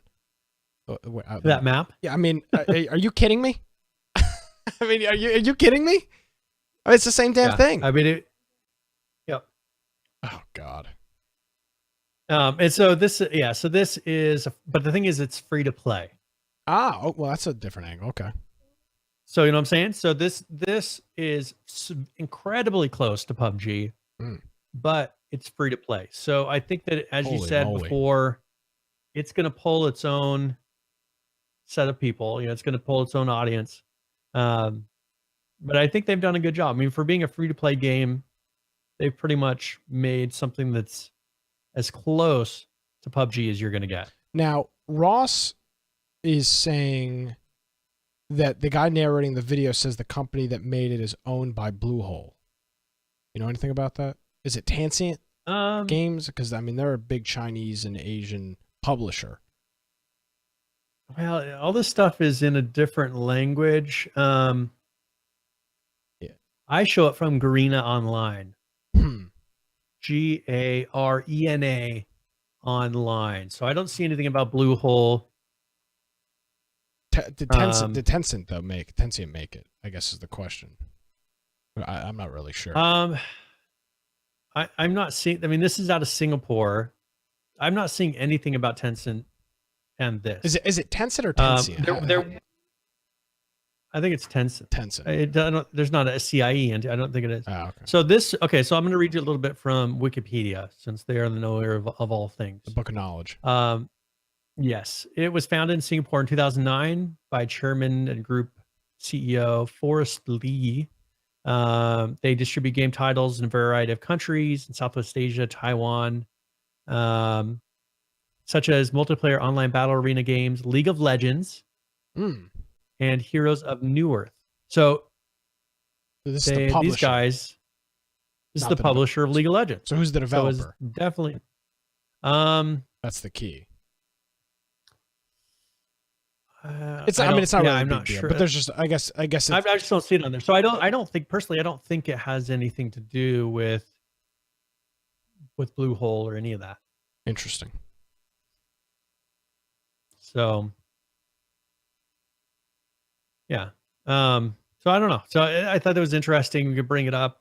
You know, if you want to try to go through the whole hassle, it's like we get mad that China plays on our servers. I mean, this is like people are going on this. This is like the effect of us going in and playing on their servers, because this is made for Asia, where some of these games that we play are made for America, and then they've kind of transitioned over there. This is made more for an Asian audience. So yeah, well, I don't see anything else. I don't see anything else about a publisher. Oh, that's fine. On here, I'm just curious, and it wouldn't surprise me. They own the copyright to it because Tencent, I mean, does have their hand in almost every game that is published in that part of the world. I mean, realistically, they've literally the laws and rules and regulations are so freaking strict that they've got. I mean, they publish and deal with almost everything, almost every game that you see. So it wouldn't be shocking.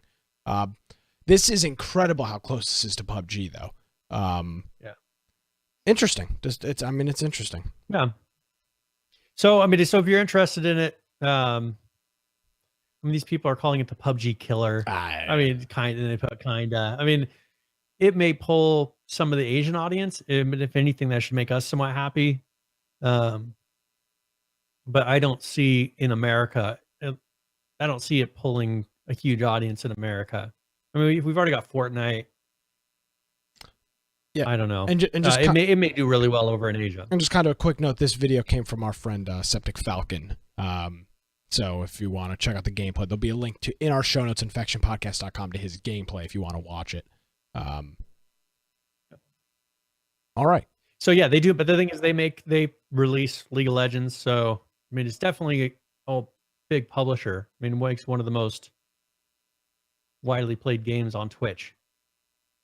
So yeah. So we'll see. I mean, that's garena.com. Go there. You can create a free account. You can get it to where you actually can play it. If you're using Google Chrome, you can translate the page and actually read what it says, because very convenient. It said it is in Thai. So, and then there are YouTube videos that go, or you can just Google the name of and I think one of the first articles is how to install it. Gotcha. So check it out. And if you get a virus from it, I'm sorry, that's not my fault. That's my disclaimer. Do not install QQ on your computer. It will. Yes. It'll give you a bad time. You cannot It'll do crazy things. Oh my god! I still to this day will be like going through my task manager, and be like, "What is this?" And every once in a while, I'll be like, "God, there's still some freaking program left over here that's running. Some Chinese malware's running on my computer because I installed QQ. Try to investigate for the show. Try to put on my detective hat, and next thing you know, That's why I didn't install this game in reference for the show. If it's all in a different language, I just that's my barrier to entry. I need to get I need to spin up a VM for stuff like this. That's what I need to start doing. There you go. But it's funny. Computer people, we don't typically follow anything. Like Brian's computer isn't on a UPS. It probably doesn't back up his hard drive, but he tells everybody else. And I'm the exact same way. Like, I mean, I use Carbonite. I don't back up my hard drive. I'll install anything. I'll install anything on this computer.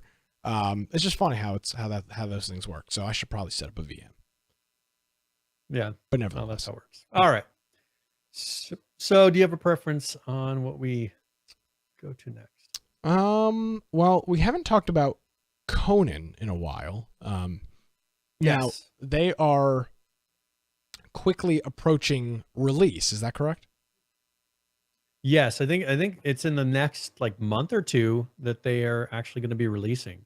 And so there is a video on here. I don't know if you want to play that. I think there's some talking towards the end. The initial part of it's music. So if you want to play the whole thing, you can. Okay. It's not going to be. But just remember the beginning will be music, but then they do have talking partway through. So don't think it's going to be music. Well, this is a Conan Exiles video countdown to launch. It's a little bit longer of a video, but we haven't talked about Conan here in quite some time. We've always been bumping it off of our list. So this is a countdown to launch. We'll watch the video quick, and we'll be back with some comments after that.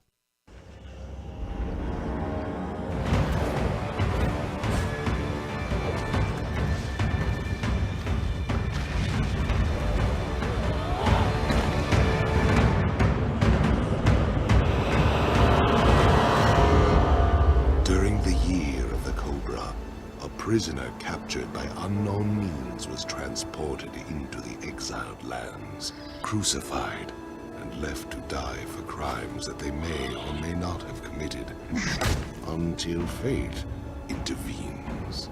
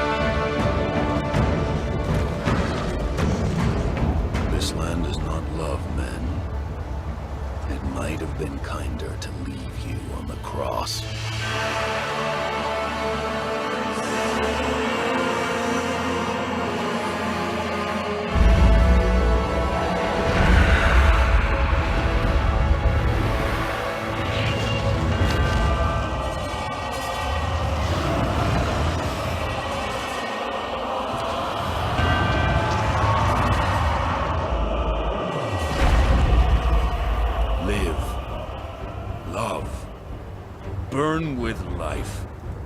Slay and survive. We will meet again, dead man.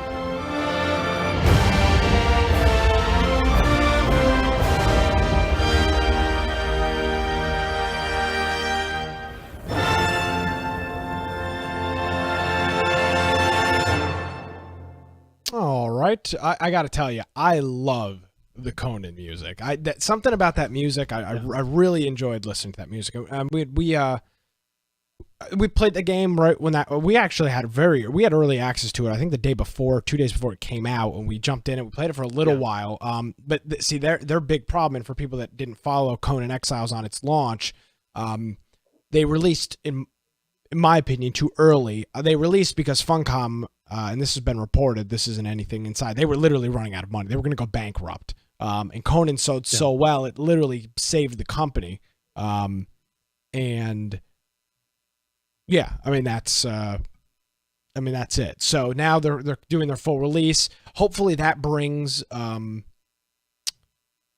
maybe that's another push for them. They had a pretty decent sized presence at PAX East last year. They had all these really cool comic books that I've got mine laying around here somewhere.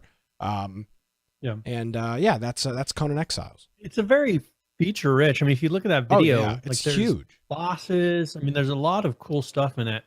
First impressions matter, man. I've had the toughest time getting people to play it. Like I could throw up a server tomorrow. We probably get people maybe logging in for 2 days, and then they probably would stop logging in. It is. I just don't know why we've had such a hard time getting people to. I can keep on that game. I can tell you exactly what it is, Brian. It's first impressions. People played this game very, very early on. They were using Ping Perfect as their host for the servers. They were incapable of hosting the servers. There was 6 or 7 days where all of the servers were offline. There was no unofficial servers. The launch of Conan Exiles was an abysmal disaster. And that sticks with a lot of people. So they get into the game and they've just got a bad taste in their mouth. I mean, it's no different than when you meet somebody for the first time and they're a real jerk. Even if they're a nice person, it gives you a very, very bad impression, and it makes it really tough to overcome that hurdle. Now, we've tried to play Conan a couple of times, and when it launches, we'll do it for Game of the Week. We'll probably spin up a server.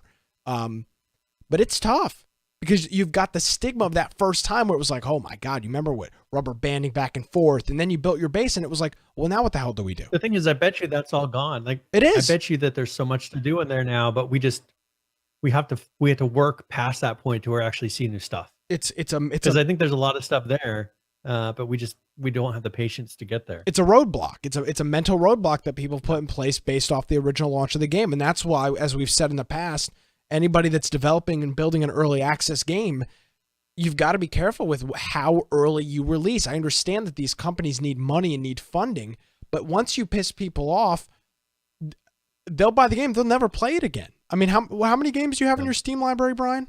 I mean, you're not being forced to go back. I think 1,226. You don't have to go play Conan Exiles. You've got 1,200 other games you can go play. So it's super, super important for these games that when they come out off the gate that they've got something to grab people in. And Conan was a lot of fun when we first played it. I had a really good time, but once we hit that certain point, there was nothing else to do. And then since then, we haven't really been able to get past that point because it's just that's the thing is they should have, if they would have had more time, they should have gotten some of that, at least where you had one line of something to the end. Correct. Right. So you wouldn't hit that roadblock and stop.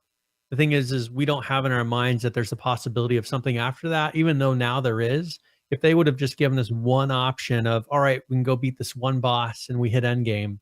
And they're like, oh, now we've added additional ones that you can do. Like, then we're like, oh, let's go try that. But I think for us, like we hit that, as you said, that roadblock of getting in there. And then there was absolutely nothing. Like you could make your base bigger, but there wasn't anything to put in them. There wasn't really any bosses to beat. There wasn't any better armor to get. We hit the content cap in the game. And even though they've added all that stuff in, like we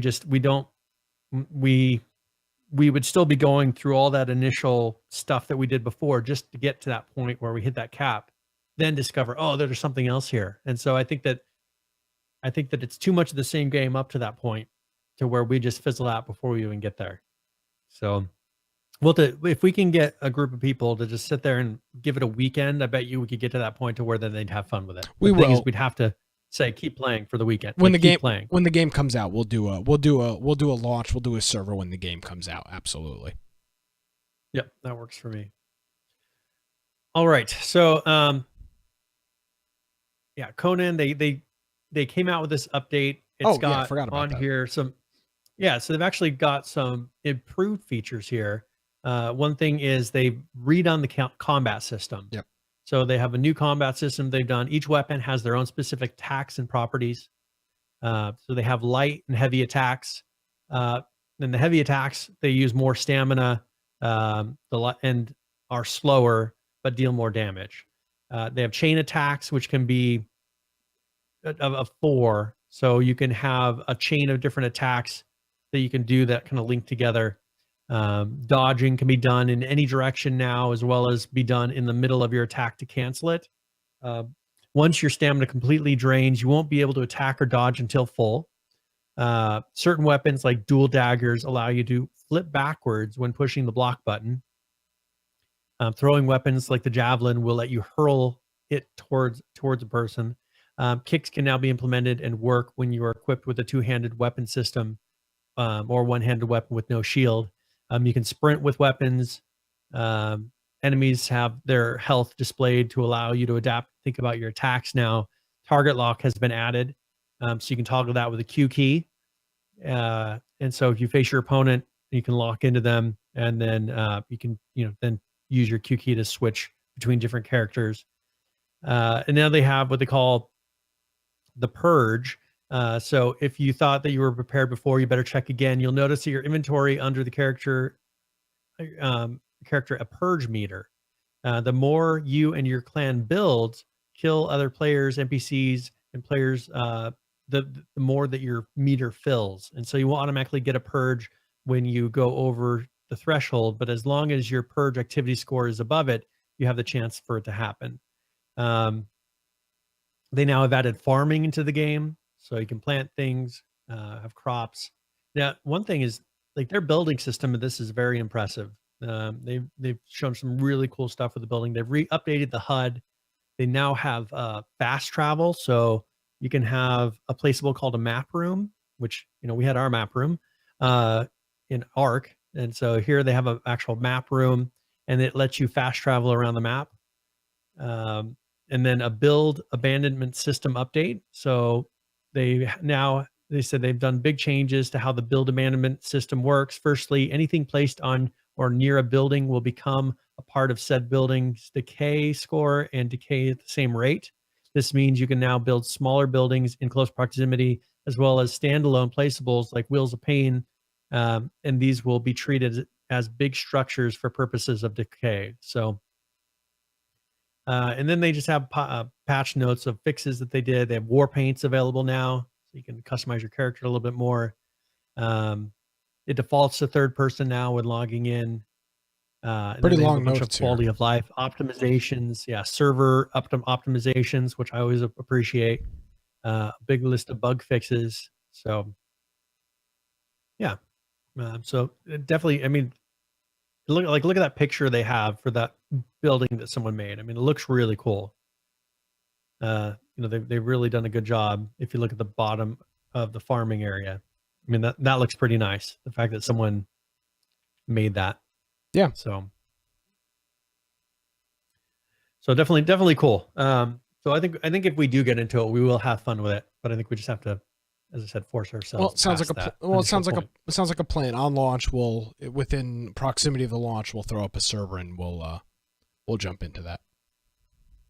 All right, and so let's now just really quickly. I'm going to go over the Black Death, Okay. Because they've been putting out pretty consistent updates. I think I talked about an update either last week or the week before that they did with Clan Wars, and now this one's called Dweller, and this is the version 0.28, and they have updates for this mainly for things in the house for your dwellings. So they have like bookshelves, wardrobes, candles, just a lot of stuff to decorate, because this thing has where you can actually claim a real building in the world. You purchase it or rent it, and then now you can customize it and kind of make it your own. So that's mostly what this one was. They have a lot of bug fixes balancing that they've done in this one as well. But this one was, and then the one thing they did say is they had a much needed bug fix for server connection issues. So people that were stuck at the loading screen, and a bug fix for collision remaining behind when certain objects were built and then destroyed. So they got some pretty big bug fixes in here. But if you're a person who's playing this game and you have a base, definitely update it, because in the last couple of days here they did do this update, and it should let you customize your house a little bit more. So this is a lot of fun to play. Just I don't really know anyone else, because it was such an abysmal launch. I don't really know anyone else that plays it. So it's not nearly as fun to play by yourself. As it is with most multiplayer games. Yes. And so, yeah, so we'll see.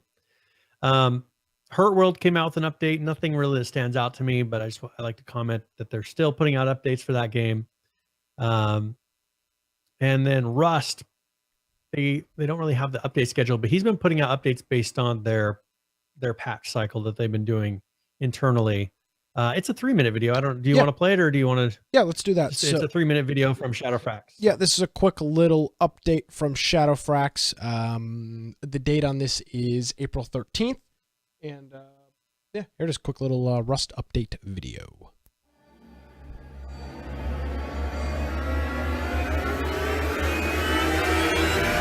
Greetings, survivors and friends, Shadowfrax here with a roundup of this week's updates to Rust, and for a start, all of the changes I'm about to mention will already be available for you to enjoy on the main branch, as yesterday there was a mandatory patch, which is the best kind if you ask me, although don't worry, this didn't include any kind of wipeage, so you can unclench those buttocks right now, thank you. But what was in it? Well, first of all, unless you've been hiding in a sofa for the last week with your fingers in your ears, you'll know that boats were added to Rust, and in this update some quality of life improvements were deployed. To start with, getting out of one used to dump you straight in the water, which obviously defeated the purpose of using a boat to get to an iceberg for starters, but what you'll notice now is that as long as your craft is still or moving at low velocity, you'll find yourself perched on top instead when disembarking. Pushing also became faster and more effective with each lunge, giving a much heartier nudge in the right direction, enabling you to shove off in record time. To prevent unscrupulous individuals from siphoning off your hard-earned low grade though, you can now only access the fuel supply or indeed turn the motor on and off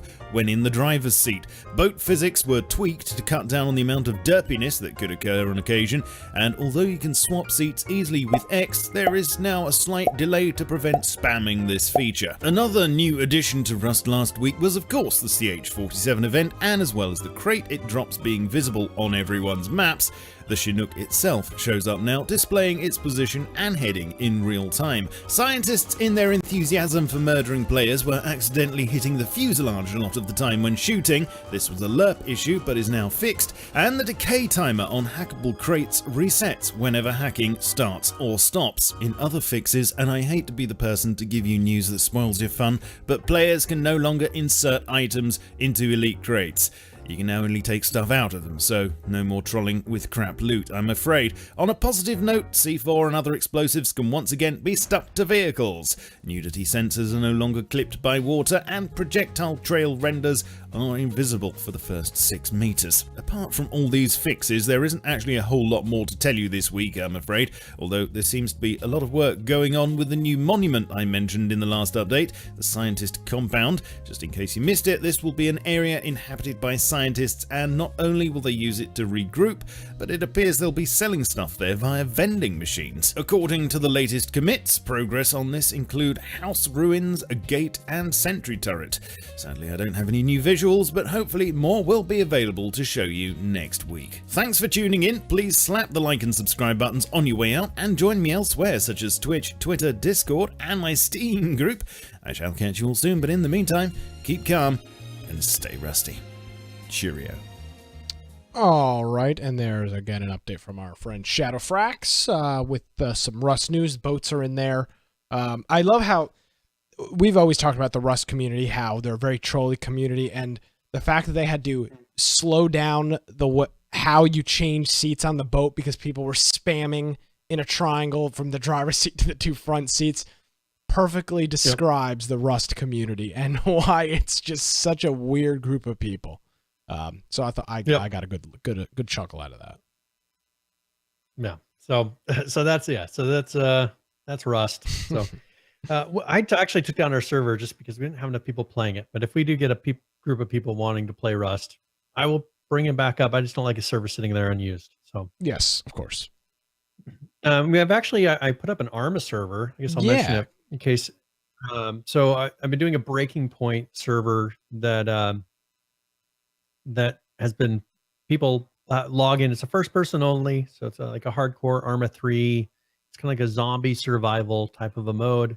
And Donnie, who streams Donnie Games PC, he plays on Twitch here. He streams it quite a bit. So I set up a server for that. It's got a consistent stream of people. I finally got it to where because I had to figure out the restart scripts because I've never really hosted an Arma 3 server, but it seems like it's up pretty consistently now. So if anybody has Arma 3, they're interested in trying out a pretty fun zombie survival mod, just let us know and we can get you the information for that. But if you search for Infection under the servers, you have to have Breaking Point mod installed. If you search for Infection, we are listed under there. And you can check out Donnie's Twitch channel, twitch.tv/Donnie, DONNIE _plays, PLAYS. Yep. And he's in Discord and stuff and like that. He streams pretty often. So yes. And he streams late at night, so depending on what time zone you are. If you're on the West Coast, it's probably in business. And as I was just scrolling through Twitch here, because I've got it open here, looking at Donnie's channel. Fortnite is the top. There are 239,000 people watching Fortnite. It is kicking League of Legends ass by like 150,000 viewers. Ninja's got 87,000 people watching. Shroud's got 36. The two timers got 18,000 watching, and then it goes 3,700, 3,000, 3,000, 1,000. Just crazy. I mean, 87,000 people watching concurrent. I mean, are you kidding me? There's more people watching Ninja than are watching League, League is always the top game on Twitch. Forever. It was always the top game. There's more people watching Ninja than watching League. It's more people watching Ninja than watching some cable news channels. There's more people watching Ninja that are watching Infection podcast. That's all. That's true. Yeah, but it's crazy. I mean, you're talking practically 90,000 people. That's nuts. Yep. I mean, that really is. I mean, that's nuts. the thing. But that shows you why they're playing that game, because the audience is there. Bingo. And that's what it's all about, baby. I mean, it's all what it's about. These kids. So if you want to have a fun time, if you want to laugh a little bit, remember that competition they had? I announced it a couple weeks ago for the dance. Yeah, we showed that with our boy. What's his name? Myth. He was part of that, and so I was watching a video of some people getting some of the submissions for that, because the thing is they have to submit it with no music. Oh, okay, that makes sense. So it's these people just kind of goofily doing these dances, and there's a bunch of kids doing it. We should do one, and it's hilarious. Can we do one? You mean participate in one? I think it's already over. Damn, we should make one anyway. Let's do it. I've got a green screen available. Or do you have a green screen available? I'd have to. No, it's not here, but I have one. Yeah. I think we'd have a lot of fun. So they have so if you go on YouTube and you search for some of the entries for that, it's got to be a good half an hour of entertainment. But it's hilarious. I want to do a video. Awkward people sitting there dancing. Okay, well, and there are some pretty talented dancers in there as well. Yeah. Gotcha. All right. So is there anything else we wanted to cover before we? No, sir. I believe Brian, I'll give you a wait. Where side of the screen are you on? Look, I'll give you a good high five on that one. We've covered this is the first time in quite a while that we've covered all of the stories. We've covered everything in 2 hours. So, obviously game of the week's Overwatch, but other than that, no. I think current players is currently in weird state. We talked last week. Steam's changed some of their information. SteamDB still has what appear to be updated numbers, but I didn't have a chance to do any research into where the hell they're getting these numbers from, and I don't want to report things that may not be being updated and fake stuff news. like that. No, it's not even fake news. I just don't know where the numbers are coming from. I assume they're coming from that public, very, very limited. Well, if Steam we can API. find that there's a consistent source for this, then we can start that up again. Yes. But we just need to make sure that it's going to be there going forward. And it's not something they're turning off next week or something. Yeah. So we'll figure that out over the next couple of weeks, and we'll bring current players back. But a lot of people playing PUBG, not a lot of people playing H1Z1, and that's pretty much the trend, and that's how things I would imagine will continue to play out. Yep. So that's about it on my end. All right. So tip of the week, so we'll go through, and either I will discuss a general gaming tip, or maybe for a specific game, since Radical Heights is the game that people are playing for the moment. This week it'll be about Radical Heights. So this is tip of the week.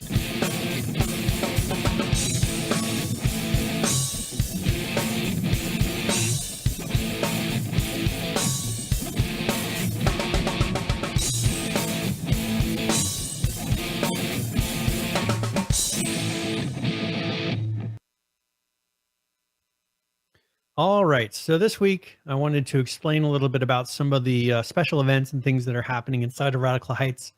First of all, you will notice what they call spin to win. You'll hear a call out, an announcement, like a game show type of announcer calling out spin to win. There also is cash drop and special delivery. If spin to win, you have these 2 carnival wheels that will actually drop at random locations on the map. So if you stop the wheel from spinning, you can win a prize with that. Cash drop, you'll actually notice that there's cash dropping and falling from the sky. And if someone is standing in that area, you will gain money over time by standing underneath the cash that's falling.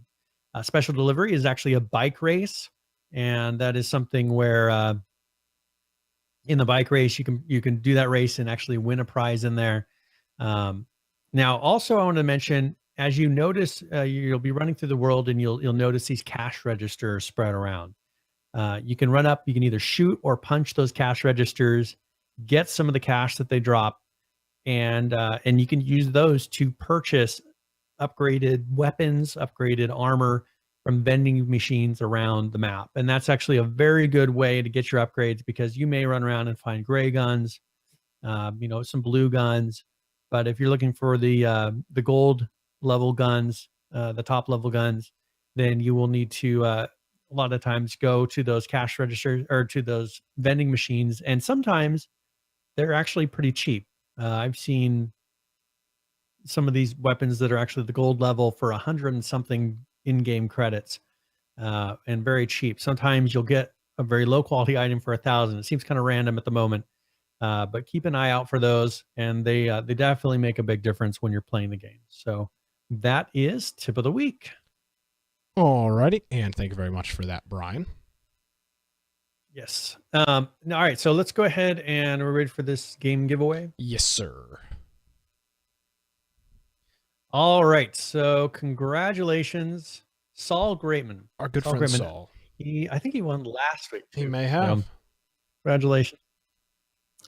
Well, it shows me who was the last person to win, and it was his, and then it didn't change, and I was waiting for it to change, and then it announced that he was the winner. So there you go. You must enter to win. That's a fact. You must be present to and win. you must be here, and you must be listening to the show live, which you can every Tuesday evening, 7 p.m. Eastern here on our Twitch channel. And there you go. That's how you get in here. And I think that he is the type that will enjoy this game. So, yeah, he's been trying to get me to buy Factorio. So I've been really. Oh Jesus! No, stop that! Don't, please save yourself. He wants me to play that game. Oh God. No. So I've managed to not do it. I've kept myself contained. You don't so need we'll Factorio. That's fine. Well, I do want to quickly mention before we wrap up the program here again, that Humble Bundle monthly. Good deal on this, $12 a month. And this, I'm going to do it for 1 month just to get this bundle. Get Dead Rising 4, Kerbal Space Program, and Runner, plus a couple of other games. Isn't it Ruiner? I'm sorry, Ruiner. Yes, I'm sorry, Ruiner. That's what happens when you're not actually reading the screen. So yeah, Dead Rising 4, Kerbal, and Ruiner, and a couple of other games as well. Sometimes there's some gems in the other games. I don't remember. We got one game. It was The Forest we got as just a random unlock in a Humble Bundle, which turned out to be a game that Brian and I both played multiple times. We ran a server. Turned out to be in our community a decently popular game. So you can luck out every once in a while and get something like that, and get this information over on our website, infectionpodcast.com/support. You can support the program with a direct contribution through PayPal, our Humble Bundle affiliate, or our Amazon affiliate program, as well as our Twitch channel. You can do a subscription over on Twitch. And again, mentioning a couple of those subscribers, Judd, Greenman, and Joshua cheered us during the broadcast here. So I want to thank all of them for doing that and supporting the program. And again, coming up next week, our plan is there you go. Thank you, Donnie, for the donation there. For having a kick-ass show and running a Breaking Point server. So thank you for that. And hopefully coming up here next week, we will have a pretty big announcement either next week or the week after that. So just be alert for that. And that's, I think, going to do it. All right. If you want to find me, you can find me on Twitter at Boise Computer. Of course, you can go check out my blog, biteoftech.com. And as I say, always go to our website, infectionpodcast.com, join our Discord server. When you get in there, it'll make you wait 10 minutes. But after that, introduce yourself because there's a lot of people that listen to the podcast. We see comments from them every once in a while, maybe on Twitter, things like that.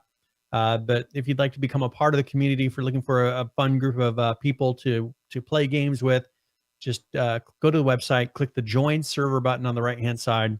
That'll get you into our Discord. And we got people talking throughout the day, every day of the week. So it's a really fun place to hang out. A lot of people playing all kinds of different games.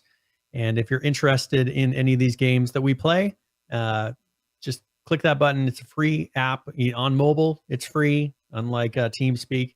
They have a web-based client, and they also have a desktop app that all are very low resource usage. They don't harass you to purchase anything, and it's really nice to use. So just make sure you do that, and hopefully we will see you in Discord this week. Alrighty. Well, Brian, thank you very much for that. And again, Overwatch will be our game of the week. Make sure you've got that updated, especially so my Blizzard or my Battle.net client doesn't auto launch. I'm sure like most other people's doesn't auto launch. So make sure before Friday you get in there and you launch your client and get any updates. Typically the Overwatch updates will be 3, 4, 5, 6 gigabytes. So make sure you check that out before Friday night, so you're ready to go. Come 8 p.m. Eastern in our Discord, and you can find the link for that at infectionpodcast.com. Alrighty, Brian, thank you very much, and I guess we'll see you here next Tuesday. Yes, see you then. Alrighty, folks. Well, of course, as we've been talking about, our website, infectionpodcast.com. You can follow me on Twitter at Nicholas M. Craig, and that's going to do it for episode 170 of Infection, the Survival Podcast. Ladies and gentlemen, thank you so much for tuning in. We'll see you next time.